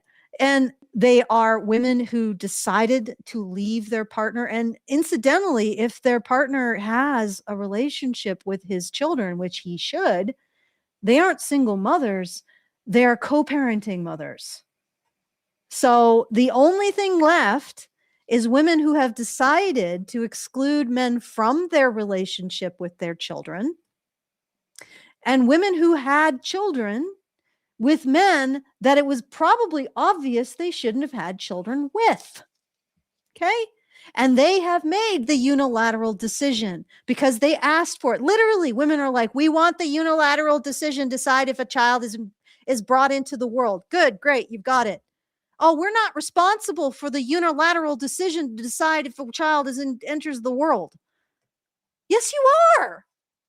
And with that, you get a lot more criticism and scrutiny for when and where you make these choices because you asked for them. And of course, you're not going to get that anywhere but here because, us, right? Because I'm fine with being apparently a misogynist or whatever, because I say that women make choices and the consequences of those choices are their consequences. And in this case, single mothers usually choose that. Almost most single mothers have chosen that. They either had children with men who are marginal and it was obvious, or they removed a man from his child's life. Right? Now, let's look at the situation where men are judging this. If a woman already once has removed the children of her ex from his life and from their lives, why would a man sign up for that? It's like, how a woman, if a man said, I've been accused of rape a couple of times. Yeah, I've even been arrested. And in fact, I'm currently out on bail. I'm on a sex offender registry, unfortunately. Yeah, I'm on a sex offender I promise registry. you, there's a real good explanation. There's a real good reason. There's a real good explanation for it. Would you have a problem with a woman being like, well, I would like to hear that explanation, and I may do a little bit of investigating myself, but until then, I don't think I'm going to be alone with you or pursue a relationship with you. No, that's what now, it's not exactly the same level of threat, but it's potential threat. If a man pursues a relationship, it's a red flag. Yeah, it's a red flag. If a man pursues a relationship with a single mother, he is inviting the possibility that he will lose contact with any child that he has with her in the future. Okay? And men who are biparental mammals, they're part of a biparental mammal species, find that intimidating. And that is a good thing. That is an absolutely good thing. In fact, you want men to find that intimidating. You want men to avoid women who give even the hint of suspicion that if they have a child with this woman, that woman will take that child away from them. And why do you want men like that? Because men like that are highly invested in their children, and men like that produce a society that's worth living in. So don't you dare stigmatize men for disliking women who give a whiff of the possibility of taking future children away from them. That's exactly the way men should be. Exactly the way men should be. Now, the other thing that I've heard is that men don't want to get involved in single mothers. This is one actually really heart-wrenching reason. There was a man on a comment that I read once who said that he was the kid of a single mother, and he remembered having a man come into his life, and initially it'd be like, oh, it's like this great thing because he's got a sort of a father figure now. But as soon as the woman gets bored, out, go, gone. I'm not interested in you anymore. And his relationship with this new father figure was broken, and it happened over and over and over again. And he doesn't date single mothers now because he doesn't want to do that to their children. Okay? Nobody is talking here about the situation for the children. It says single mothers are damaged goods. Yes, they're damaged goods, but even more so, their children are damaged by their choices. And nobody talks about that. Nobody talks about that. And why would a man who understands that children get attached want to do that to the child of a single mother if he's a decent man? Why would he? Right? So, yeah, single mothers are damaged goods. Now, you might have a single mother again who had a man who was invested and then suddenly just poof, gone. Fine. It's not really her fault. Or maybe it is a situation of genuine abuse, not really her fault. Or right? he And maybe, died. She's a widow. or he died, Yeah. not really her fault. Or he wasn't willing to at least partially pay for the family, so she had to leave because of economic reasons. Understandable, you can't let your kids starve, right? There are factors, but this isn't true about most single mothers. Most single mothers are single because they are selfish and they are contemptuous, and they do not know how to keep an adult relationship, right? That's why. And they don't actually care to be with a man who will invest in his children. And look for those kinds of men, right? And make sure that they are signaling to those kinds of men that they aren't going to just on a whim decide to break his relationship with his kids. And again, this is exactly what we want from men. We want them to stay away from women when they have a hint that those women might not allow them to be in the lives of their future children, because those men are pair bonders and they are men who invest in their children. That's what we want. We want men who think twice about entering the life of a child when the mother can just remove him at any point, causing even more strain and stress to the child. Because those are men who are thinking about the child's situation, right? And there's one other category of single mom. Maybe you realized your mistake and you're trying to be better, okay? Because we all make mistakes, right? And we can try to be better in our lives, and that's what's important. But if you are trying to be better, you're listening to me and you're saying, yes, that's true. That is actually true.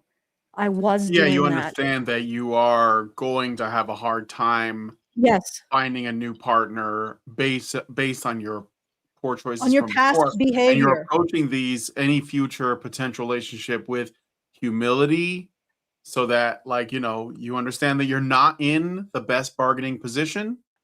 And you're gonna have to. I mean, you have to do a lot of work. Yeah, you got to work on yourself, exactly. Because don't get me wrong, people can make mistakes, and then they can go on the path of redeeming their mistakes. And the situations where stepchildren see any kind of better outcome so that they're raised by a man who isn't their father is when the woman says, I made a mistake, but I got a second chance and I'm not going to fuck this up. And she sticks to that man like white on rice. Okay. All right. Number 10? Or no, wait. Number 10. No. Single. This is the reversal for the feminist. Oh, Yeah. yeah. Sorry, go ahead. Single fathers are absent, dangerous, or incompetent. Men abandon families and leave women to pick up the pieces. Deadbeat dad narrative, right? Except fathers don't have, like, literally, we gave women the unilateral right to determine whether or not a child is born. Fathers don't have that right. So you're already looking at a situation where they're trailing a woman's decisions. But I would say that this isn't even strong enough. Feminists regard fathers as toxins and dangers to their children. Just fathers, like involved fathers. Like now I'm on multiple feminist created projects that suggest that a boy with a father in his life is the worst outcome, that causes the worst outcomes, which is not statistically true at all. But they are saying that a father, even an involved father, is a problem. That's what feminist rhetoric is saying. Look at adolescents, right? An involved father is a suspect person. So they're saying, well, this how dare Manosphere men say that single mothers are damaged goods? But they turn around and say that all fathers are bad news. Are potential bad news, most likely bad news. Well, of course they're bad news because, relationships and fatherhoods are sites of male violence. Okay. 11. All right. Number 10. Oh, 10. Yeah. Women can't be trusted with power or leadership. The Manosphere claims that women are unsuited for leadership, too emotional for important decisions, and will prioritize feelings over logic when given authority. It gets used to justify keeping women out of positions where they might have power over men. It conveniently ignores all evidence of successful female leaders while treating any female failure as proof of women's general incompetence. Men who hold this belief feel threatened by women in authority and can't handle reporting to or being led by women without resentment. Yes, but women can't be trusted with power or leadership because no, they can't. Because, and I'll be really honest, this is why. Because what I see women doing with their influence is not recognizing that they are their brother's keeper and they need to use their power and influence to turn around and protect men and to make sure that men aren't exploited. Instead, they're using their power and influence for selfish reasons, to promote a narrative of continuous male blame, and to take away men's rights. Right? And this is what I'm seeing. Now, if women had stepped up and said, there are some problems that men face that we should use our political power to, ameliorate, to change, I wouldn't be saying that. I wouldn't even say that women shouldn't have the vote because they don't, have service to the state in wartime. If they genuinely use their power to protect men when men need it, I wouldn't say that women can't be trusted with power or leadership. But the truth is, if women in power and women in leadership positions think they don't have to care about half the human race, then they shouldn't be in them. And that's a hard no for me. Like, that's a hard line, right? On one side is women who manifestly don't act or talk like they care about men, despite the fact that men, when they are in positions in power and leadership, by definition, men are vulnerable to them. Okay. And I see women not recognizing that fact, continuing to operate on a narrative that anything that they do to men is just desserts. And this is my hard line in the stand. If women cannot learn that they are their brother's keeper, then they do not deserve any position of power. Period. That is my hard line in the stand. Okay, you can quote that as the manosphere. No, I'm not. I could hear like Rollo being like, "What, fucking this woman is not the manosphere." I invented it. I I invented it invented it. all. I invented you. Well, apparently, I stop according thinking, you disappear. When I go to sleep, you don't exist. well, that's the He invented feminist us theory about all. women. He's got like the infinity gauntlet of the manosphere, MGTOW, our POAs, MRAs, the red pill, like it's all Yeah, I am it was inevitable. all All right. issued forth from Rollo's loins. Yeah. I coined the term man. All right, but is this it for this, or did you? Yes. I should do the reversal. That wasn't the Counterexample? reversal. Okay, Yeah. this is the feminist reversal, and it does fit quite nicely into feminist orthodoxy. Male power and male-dominated leadership are inherently oppressive. Any male-led institution is suspect as patriarchy and must be fixed with gender quotas and oversight, which is what's really interesting, is because feminists recognize that when men are in positions of power, how they treat women and deal with women's issues is important.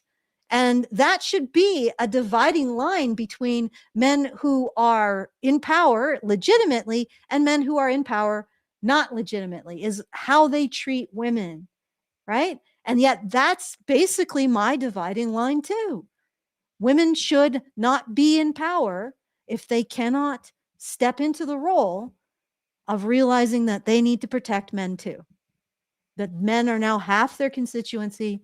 They are now half of the people that they instruct in their jobs, et cetera, right? So isn't that interesting? It's sort of like it's a standard for men, but feminists are like, no, if you apply that standard for women, that's misogyny. As usual, as per usual. It's not really interesting. My surprise meter is very low right now. Yeah. Not that surprised. Imagine my shock. Visualize my surprise. Okay. Let's move on to the next one. Yep. All right, number 11. Women's accusations are usually false and should be doubted. The manosphere has convinced men that false accusations are rampant and that women routinely lie about harassment, assault, or abuse for attention or revenge. It makes men dismiss women's experiences and side with accused men automatically. Statistics show false accusations are actually rare. So, statistics show, science suggests, according to the people who have a stake in perpetuating this myth, they said they've investigated themselves and found themselves not guilty of any crime. It's actually men that are the problem. Anyway, statistics show that false accusations are actually rare, but the manosphere amplifies every example to create fear and paranoia. Plus, it protects abusive men by creating an environment where victims know they won't be believed. It makes men view any accusation as probably a lie. Okay, but here's the thing. This is Why do they have a picture of a process. black guy on here, by the way? No, What are you guys because trying to say with that? that's the demographic that is most hit by false accusations. There you go. I mean, why wouldn't you illustrate how false accusations are meaningless Yeah. with the black dude who tends to be subject to most of them, at least according to the Innocence Project's roster of cases, shall we say. All right, so there's lots of things happening here, as usual. The manosphere has convinced men that false accusations are rampant. Yes, they are. And that women routinely lie about harassment, assault, or abuse for attention or revenge. Yes, they do. It makes men dismiss women's experiences and side with accused men automatically. That's due process. You don't have to side with an accused man, but you have to suspend judgment if you are in a position to harm him. That is due process. This is the funny thing. Like, due process exists. Feminists most affected. That's what this is. Statistics shows false accusations are actually rare. No. If you compare like to like, that is proven false accusations to proven convictions, they are about 1 to 2. So one false accusation to maybe 2 convictions, something like that. So, it's not that rare. if you compare like to like. But what feminists do is they lump in all accusations, period, and only look at the ones that are proven false, right? So there's this huge gray area that they say, oh, of course, this is true, but it's a huge gray area where you don't know. And they don't compare the ones that are proven false to the ones that are proven true, because those numbers are actually pretty scary. You're looking at, for every 2 convictions, you get 1 false accusation. Isn't that a little bit different of a thought? Hey, you know how much they talk about rape constantly, about how women are in fear of it, and yet when you look at it this way, false accusations are, well, they're in the same order of magnitude of possibility for men. You know, that's isn't that interesting? Okay. But the statistics show, but the manosphere amplifies every example to create fear or paranoia. I don't think it's the manosphere doing that. And in particular, I don't think that many manosphere content creators really do that. Like, I'm trying to think of anyone who does. I mean, we Fear talk and about paranoia. it. I don't know. Yeah, that's the other thing. Yeah. Well, we're really creating fear and paranoia in men. And you are not doing the same for women. And I if mean, not more. like I don't. I mean, I know it's anecdotal, but I've had on like several men in the military who have experienced false allegations, and the way that we set up the system, again, it incentivizes false allegations. Mhm. Like there's no consequence to it. Women can just do it. What's the penalty to get caught on that? Maybe a fine? None. Maybe? I mean, like, yeah, in general, it's like, well, it can even be dismissed as a mistaken identity. Like, well, I guess he was not the guy, or I guess I didn't get raped.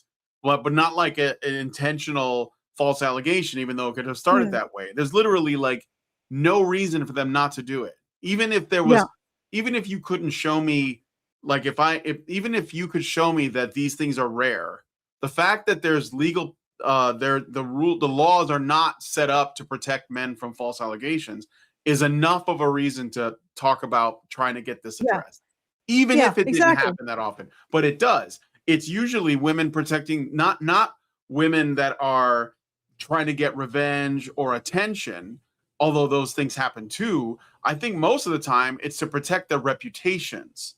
Yeah. So Brock Turner was falsely accused because the woman who accused him didn't want to be seen as a slut.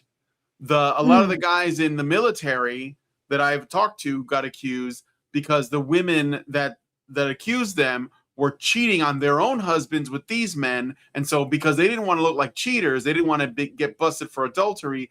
They claimed that they were sexually assaulted instead, because now it's not just they're no longer a cheater. Now they're like more of a victim than the guy who they initially slept with. And again, we incentivize that. We put things in place that allow that. It's like Title IX in high school, in colleges, right? Same thing. What happened to the case, the Rolling Stone case, right?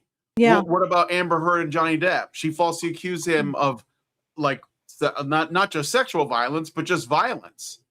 So like this is, I mean, like it's ridiculous that we have to even talk about this. Like, it's obviously happens. It's everywhere, and Yes. it's incentivized. Yes. Well, in some places, literally with money incentives, like I Yes. think in the UK and Australia, like, but so it amplifies every example to create fear and paranoia. No, what creates fear and paranoia is the fact that men have no recourse. Like, if you protect, like literally, if you protected men from false allegations the way you protect women, Mark well, Pearson. maybe not that much. Wait. Let me walk that back. I don't think men need to be protected from allegations the way women are. Right? That basically means that would be carte blanche for everybody to be raping up in here. But if you protected men's innocence when they go through this, when they're being accused of something, right, until it's proven that they did it, nobody would be doing this. Okay? I mean, there would be concern over maybe the ease at which women could do it, but at the very least, men wouldn't be being destroyed by these accusations alone. Right? And it's not us that's doing this. All we're doing is saying that this isn't right. It's the accusations that men see destroying men's lives that are creating the fear and paranoia. Good Lord. Plus, it protects abusive men by creating an environment where victims know they won't be believed. Are victims only women? See, they're really telling, aren't they? It makes men view any accusation as probably a lie. Well, they should view every accusation as possibly a lie. All right, that seems reasonable. Okay, let me go for the reverse-aroo. Okay. Okay, most men are trash. Oh, no, sorry. Believe women, believe survivors. In practice, men's denials are treated as suspect, and male guilt is often presumed in sexual and domestic violence contexts. That's not actually a reverse. A reverse is more what feminists are doing to minimize the sexual abuse of men by women. Because what's interesting is what this crossed my desk recently. The CDC has its new numbers out for 2025, 2026. And guess what they quietly dropped from their statistics? The last year numbers for made to penetrate. So women's sexual violence against men. They just dropped it. And the way that they managed to do it is they rechanged the methodology to reduce male reporting. It even significantly reduced the number of men even responded. And they changed the wording of the statements to focus on capturing female victimhood versus male victimhood. So they moved away from behavioral questions done by interviewers who were trained to actually make people comfortable revealing this kind of stuff, which is better for men because it takes men time to be able to explain things. Like, women can narrativize things that happen to them more easily than men can. So, and especially when you're talking about something that doesn't have a ready narrative to attach to, like a woman raping a man. So they did all of this, and now they've managed to get the numbers for made to penetrate under a certain amount, not because they're less proportionately, but because they had less men answering the survey. So now they don't have to report on it at all. Congratulations, feminists. Once again, you have engaged in a campaign of marginalizing male victims of sexual assault.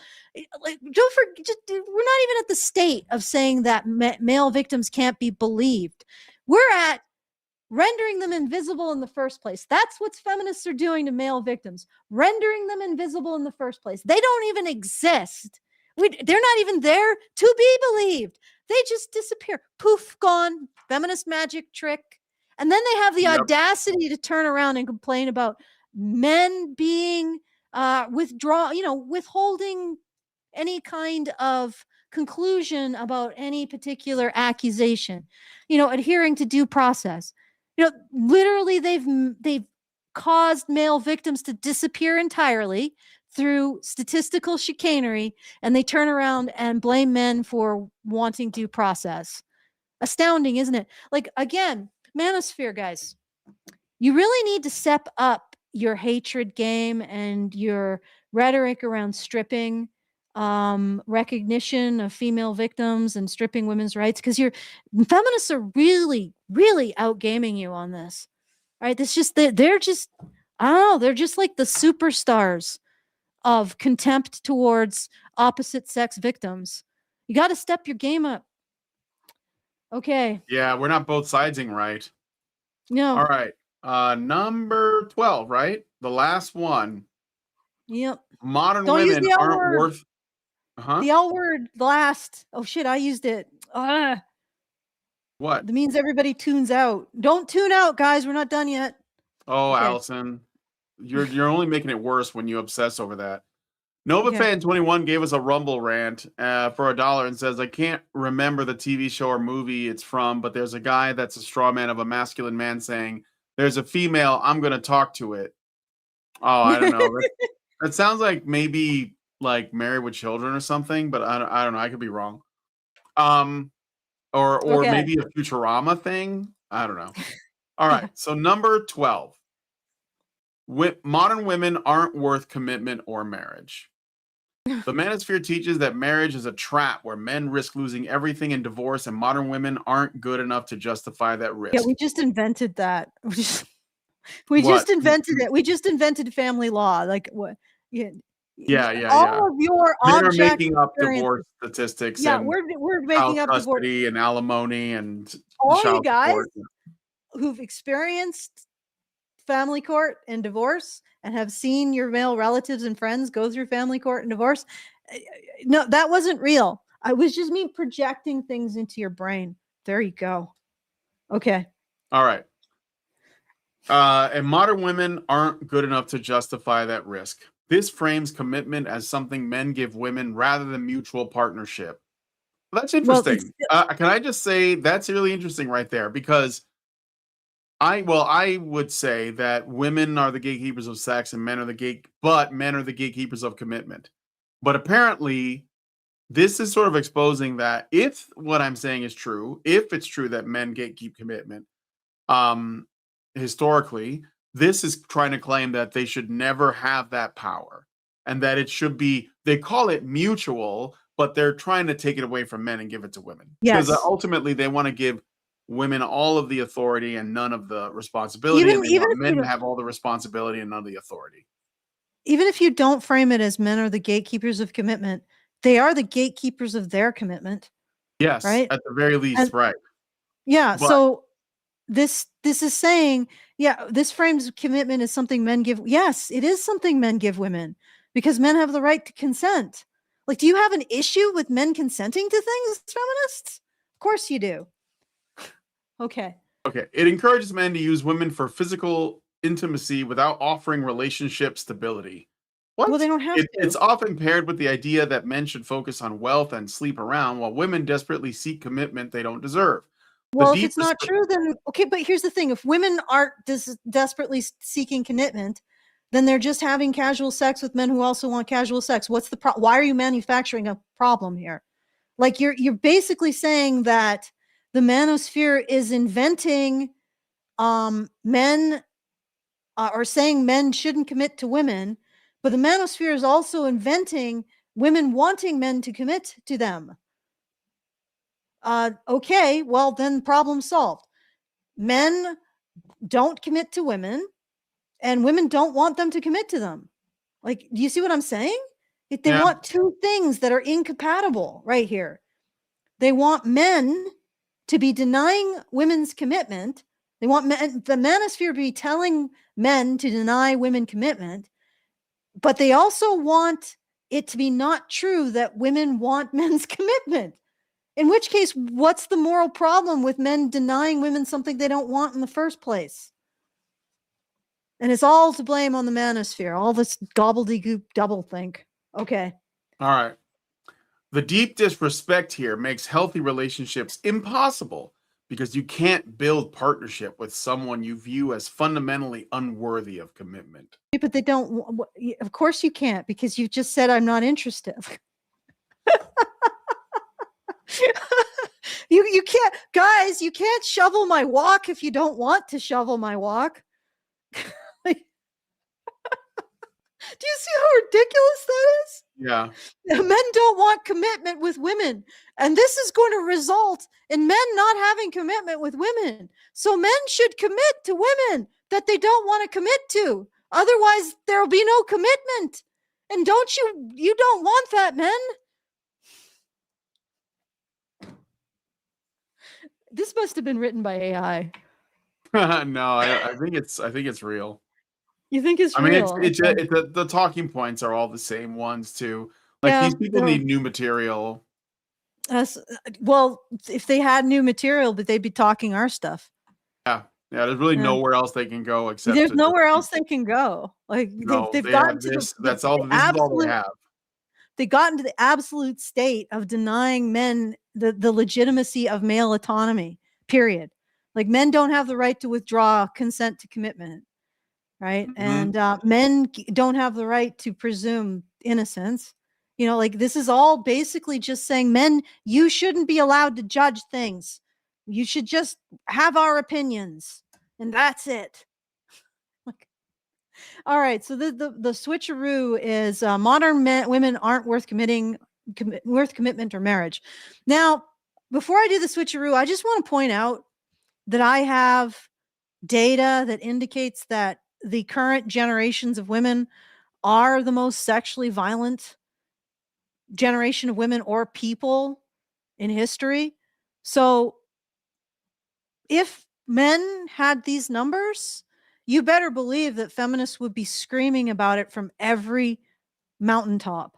And they Yep. would be saying how Generation Z is just they aren't worthy of relationships, they aren't worthy of women, that women should just boycott Generation Z because they are the rapinest generation out there. That's what feminists would be saying. So I have a lot of sympathy towards the men who say we need to boycott these current generations of women. Because they're rapey. They have a real issue with the idea that men can say no. I wonder where they got that from. Maybe it's something they picked up on from this entire social movement that seems to really struggle with the idea that men have the right to things like their own mind, their own bodies, their own judgments of things, right? The feminists seem to really struggle with the fact that men exist separately from their approval. You know, maybe that attitude sort of filtered down to the younger generation of women, and now they think that a man saying no to them is some kind of affront to their very existence, and they gotta correct that shit. And I'm not talking like I don't know, tying up or like just light pushing. Weapons. Millennial Yeah. women, Gen Z women use weapons more often than any other group or generation. It's freaking astounding. That would just be everywhere. You got to know that. That would be everywhere. And Gen Z men would never hear the end of how they are not worthy of women's attention and relationships and anything because of that behavior. But of course, the reverse is not true.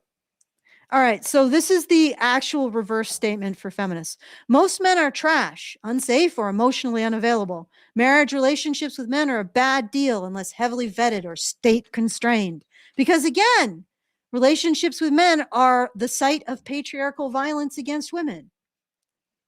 So yeah, modern women aren't worth commitment or marriage. You got to up your game, Manosphere people or men, because not only you're lagging again, because the feminists not only say that men are trash and unsafe and emotionally unavailable, they also construct an entire hypothesis around that gives them incredible power over policy and HR departments and everything. And you don't have that. You don't. Like Manosphere men, you need to get on that patriarchy and up your game to compete with the level of influence. And speaking of the level of influence, I don't know, I can go through how much money each of these gender reverse feminist mainstream framing about men makes people. Because this stuff makes money, guys. Like these narratives that I just talked about, the gender reversed feminist framing, they make money. They make people money. So let's go through that. So to find out why, yeah. Okay, so men are emotionally stunted, lack empathy, cannot communicate, and need women to civilize them. Male socialization makes men less safe and less relationally competent. That's number one. How much does that make the average feminist or just feminism in general? 5 to 10 billion tied to toxic masculinity, male socialization, DVSA prevention, and gender education work focusing on men and boys. That's what that narrative supports. A $5 to $10 billion industry just focused on educating boys about how awful they are. Okay, number two. Men only care about youth, beauty, and sex. They discard women as they age and replace them with younger models, male gaze, and trophy wife culture. All right, let's see if that 1 to 2 billion in grants, campaigns, research, and media work on objectification, body image, male gaze, and related dating relationship narratives. So that's 1 to 2 billion in basically anti-lookism, fat positivity, and that kind of stuff. So that's I mean, it's not as good as the toxic masculinity in terms of being a money spinner, but it's not bad. You imagine just getting something like that as a check in the mail, Brian? That would be nice. I have a lot of things I'd fund. I'm surprised I'm not. This is why I'm surprised people call us grifters. Yeah, Like I said, if I really think, wanted to make money, and I know their talking points. I can do them better than they can. oh yeah, like if you're a I'm smart willing to sell my person, soul. yeah, if you're willing to kill your soul and you're a smart person who's got the gift of gab, you could really make bank with this. Okay, so number 3, men become less desirable with age because they are immature, stuck, or Peter Pans. Women peak later as they gain confidence, career, and sexual agency. So if men fail to launch, then they lose value, basically. 3, 0.5 to 1 billion around empowering over women, older women, anti-ageism, media narratives, and associated relationship mental health sectors. It seems like feminism actually probably should be giving kickbacks to the manosphere because the manosphere is maintaining these victim narratives that make them so much money. That's true. Manosphere guys, cut. that's an angle. Yeah, you should be getting your cut. 4, men are manipulative, coercive, predatory, gaslighting, and coercive control is framed as male typical tools to dominate partners. What's number 4 worth? That's the feminist framework. 5 to 10 billion in DV, coercive control services, training, courts, and therapeutic programs that frame male manipulation as structural. Wow, that's a lot. These narratives, these feminist narratives, they really, wow, that's for nothing, for an invented framework that bears no relation to reality. This impressive. Okay, high value women are told never to settle, keep options open. And that's a lot of cat food. Date up and leave men who don't meet standards. Male reluctance to commit is demonized while female serial monogamy is framed as growth. That is number 5. Let's see what that's worth to the feminist industrial complex. Sorry, it's just opening our again. All right. 1 to 3 billion in relationship advice, coaching, media, and NGO messaging pushing never settle, date up empowerment frames. So that's all the big dating strategy gurus, the women like Shira who tell a woman who's got the commitment of a man who's about to graduate with a degree in engineering that why should she wait? Why should she wait the 2 weeks before he graduates? I wouldn't do that.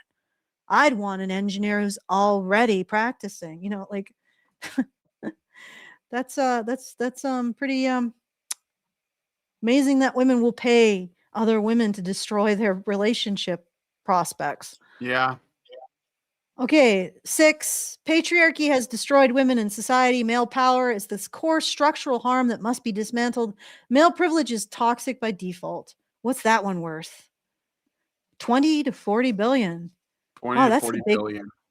For the core feminist NGO academic policy complex. So this is the epicenter. UN Women, gender ministries, shelters, research institutions, advocacy networks built on patriarchy theory. You know what? I'm starting to suspect that these people just don't want the manosphere to hone in on their turf. Like what? Oh, for sure. Yeah.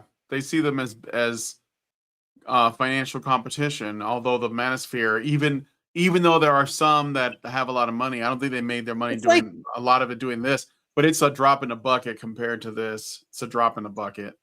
It's like Coca-Cola or Pepsi Cola. Weird considering. I mean, patriarchy is slipping, guys. Yeah, it's really slipping. Yeah, why isn't it just raking it in? I mean, it's not patriarchy. Effective. Patriarchy is not very effective. No. Okay, so it's like that PepsiCo, like the whatever owns Pepsi, thinking that a kid with a lemonade stand is competition. Yeah, and they're just putting out article after article about the lemonade stand.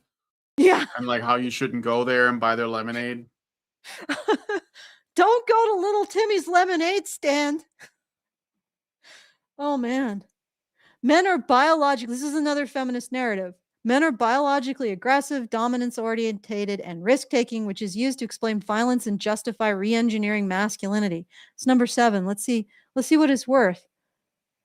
Well, that's not a bad one. 5 to 10 billion for violence prevention, masculinity retraining, and school campaigns that treat male biology norms as a risk to be managed. Wow, that must be pretty lucrative for those bureaucrats. Just being the head bureaucrat in charge of whipping little boys' behinds until they learn to not be toxically masculine. Yep. Okay, number 8. Men weaponize sex and relationships, using coercion, cheating, withdrawal, and even rape as tools of patriarchy. Relationships are sites of male violence. Wow, that's a big kahuna. I wonder what that's worth. 10 to 20 billion. Well, not as much as the core, but that's doing pretty well. Like, it's a front runner. In violence against women, rape culture, and consent education infrastructures that conceptualize relationships as sites of male sexual danger. Gosh, guys, maybe maybe men should be asking for a cut of this. Like, they're starring in these narratives and they aren't even getting any royalties. 9, No, single wild. fathers are absent, dangerous, or incompetent. Men abandon families and leave women to pick up the pieces. Deadbeat dad narrative. All right, what's that one? 10 to 30 billion. Yeah, I was gonna say the deadbeat dad narrative's got to be big. Yeah, It's gonna be big money. it's a whopper. That's big money. In welfare, social work, and NGO systems orientated to single mother households and premised on failing abusive fathers. I'm pretty sure that complex is worth well more than 10 to 30 billion. I think I'm going to challenge perplexity on that one, but I'll get through this first. Okay, so 10.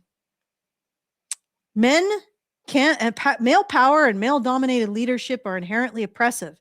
Any male-led institution is suspect as patriarchy and must be fixed with gender quotas and oversight. Okay, number 10. 10 to 25 billion in DEI, gender parity quota enforcement, leadership training, and compliance justified by toxic male leadership. Now, just to clarify, guys, these are approximates. It's like ballpark. Yeah. But that this is probably undercounts, massive undercounts, especially when it comes to DEI. I think that like 25 billion is like one BlackRock contract. All right. Number 11. Believe women, believe survivors. In practice, men's denials are treated as suspect and male guilt is often presumed in sexual and DV contexts. It's number 11 on the top 12 reversed feminist, reversing manosphere toxic attitudes towards women to reverse engineer their feminist counterparts. Okay, 10 to 20 billion across Title IX style bureaucracies, HR compliant systems, sexual violence and domestic violence, non-governmental organizations, campus processes, and legal reform centered on believe women. Woo, that's a big one too. Actually, as we're going down, they're getting a little bit. No, this one isn't. Okay, number 12. Modern women aren't worth commitment, which is mapped onto most men are trash, unsafe, or emotionally unavailable. Marriage relationships with men are a bad idea unless heavily vetted or state constrained. State's got to get its fingers in there, ladies. 12.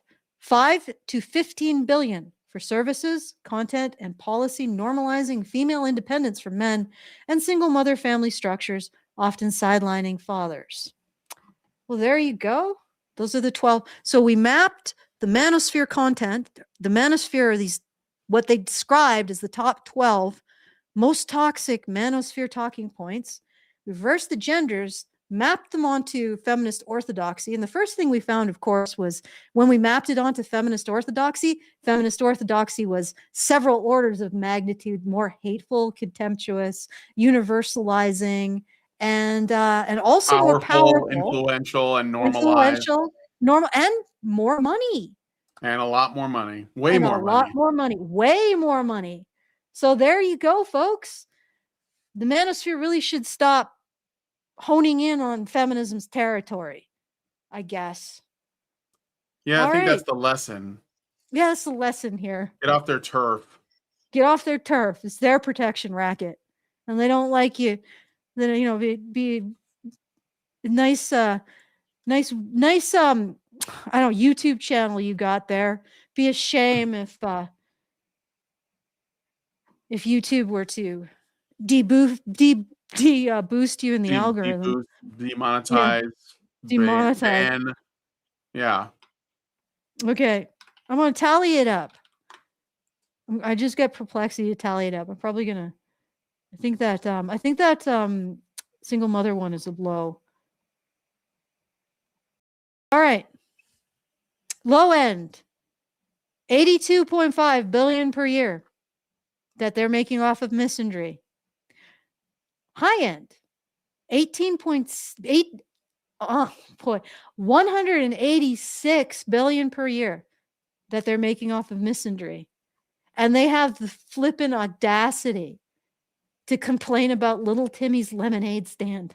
They have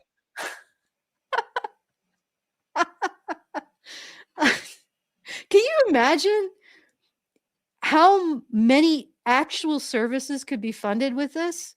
Like, Yeah, could you like imagine, you can like, build shelters for men. You can give them. you could You can build build better shelters for schools. women. You could Yeah, actually you create could. a domestic violence that actually addresses the issues, doesn't deny half the data, and really affects real change. Because you could pursue interventions not based on whether they're ideologically convenient for feminists, but whether or not they work. Could you imagine? Justin Trottier would never have to worry ever again. How many Yeah. people could be saved? Yeah, that's true. But then you can't get the government to do it. Yeah. I mean, that's what they want. Well, a lot of this is corporate funds too. But Yeah, you sure. know, But I mean, like they want the redistribution of men's money into women's money, and that's this. Like, why would even if they're like what I'm saying, if they're raking in tens of billions of dollars and they're not building any shelters, it's because they want the tax burden of building the shelters. They want the men to build them with their money, while they keep the tens of billions. It's reparations or something. That's yeah. all. It's amazing It's restorative how justice. lucrative. It's amazing how lucrative this like, you know, in a patriarchy that puts men's benefit first, Yeah. you would think that this would not be so lucrative. Denying men the right to any benefit would be so lucrative. Denying men even the right to think, to have opinions, to have lifestyle coaches for them that recognize that men might have their own particular approach to life or goals. Like, you'd think that patriarchy would be okay with, apparently not. Apparently, patriarchy puts a lot of money into proving that men shouldn't exist unless they're completely controlled by women or feminists anyway. Okay, I am my surprise has reached an all-time low. I don't think I could be less surprised until I'm actually dead. We got another super chow, by the way. Yeah, I got a super chat and a super chow. So Yeah. Frank Rizzo gave us a super chat for $20. Thank you so much. Really appreciate it. And he says thanks. That's it. And then I got a super chow from Meredith G. Thank you, Meredith. Let me see what I can give. Excellent. And she gives us $5 and says 12 toxic. So recently heard a victim advocate state that false allegations are rare, then turn around that there is this lie because 80% of accuser statements are to police are withdrawn, which doesn't mean the victims are lying. I'm going to point out that as far as the courts are concerned, an accuser doesn't get multiple bites at the apple to bring charges because of due process. While the court deemed the accusation as false, it isn't because a trial proved them false, but because the withdrawal renders the original statements as false. Guess what? When you withdraw a statement, you are saying that it's false evidence. No, Yes. that's not what's going on. What's going on? This is proven false allegations. So the standard of evidence is higher than just it cleared or no crimed or whatever. This is when you compare when they talk about 2 to 8%, that is proven false accusations. So it's not this. It's not the gray area. And then they compare that to Yeah, but they're saying however many. she's saying here 80% of accusers are statements No. to police are withdrawn. I don't know if you're Okay, so it understanding doesn't mean they're her. not Do lying. you understand her post? Yeah, I understand it. Like, Okay, it doesn't mean that they're not lying. right. Like, it doesn't, like, you can't tell anything. They're withdrawn, No, right? I know, but I'm not sure that Meredith is claiming that they are. No, That no, they're no. not I know. lying. She's saying that this is what a victim advocate stated. And I Yeah, think yeah, she just yeah. wants is to get our opinion on it. And my opinion is one, when you compare like to like, the ratio is not like 2 to 98, it's 2 to like 4, right? Mm-hmm. And if and in this case, you don't know what's going on, so there's no point conjecturing about it. Like that she has a data point, 80% of accuser statements are to police are withdrawn, right? She has a data point and she's reading into that. Mm-hmm. And she's reading in her own impression. Oh, it's because the police aren't going to help them or they're afraid or they're intimidated or they're not going to get a fair trial, right? But that's reading into it. You can't read anything into it, really. It's not a statement you can say anything about. Yeah, I Yeah. understand. So while the court deemed the accusation as false, it isn't because the trial proved them false, but because the withdrawal renders the original statements as false. No, that's not where that is put. Okay? And that's not what's informing the verified false versus the verified true. Like this is just something that's coming out of left field. Yeah. Yeah, but it is true. Yeah, guess what? When you withdraw a statement, you are saying that it is false evidence. Yeah, but I think that the cops will allow that maybe you're mistaken or you updated your impression or something. Like unless you end up really wasting their time or harming someone, I don't think you're gonna end up with a false accusation. So anyway, Yeah. I'll check the things and see if there's any further. Nope. Okay. Wait, what? No, that was Meredith. All right. So yeah, we're good. Again, feedthebadger.com/support. If you want to support the show, please help us out. 'Cause we exist because you guys pay for us. Like you make sure that we can continue to do this. It's not the easiest narrative to keep pushing year after year after year. And it's not a narrative. Sorry. It's not the easiest reality to keep recognizing year after year after year, but we keep doing it in part because you allow us to be able to do it. And because, well, at least on my part, I can't just walk away from this. I can't walk away from the fact that men are suffering, women are suffering. There's a gigantic, pompous ideology that's continuing the suffering and making lots of money doing it. So if you would like to help fight back against that, feedthebadger.com/support. And if you'd like to send a message, feedthebadger.com/justthetip with the tip.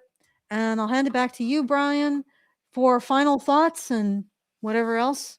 No, I think we covered it pretty well. So I'll wrap it up here. If you guys like this video, please hit like, subscribe if you're not already subscribed. Hit the bell for notifications. Leave us a comment. Let us know what you guys think about what we talked about in the show today. And please, please, please share this video because sharing is caring.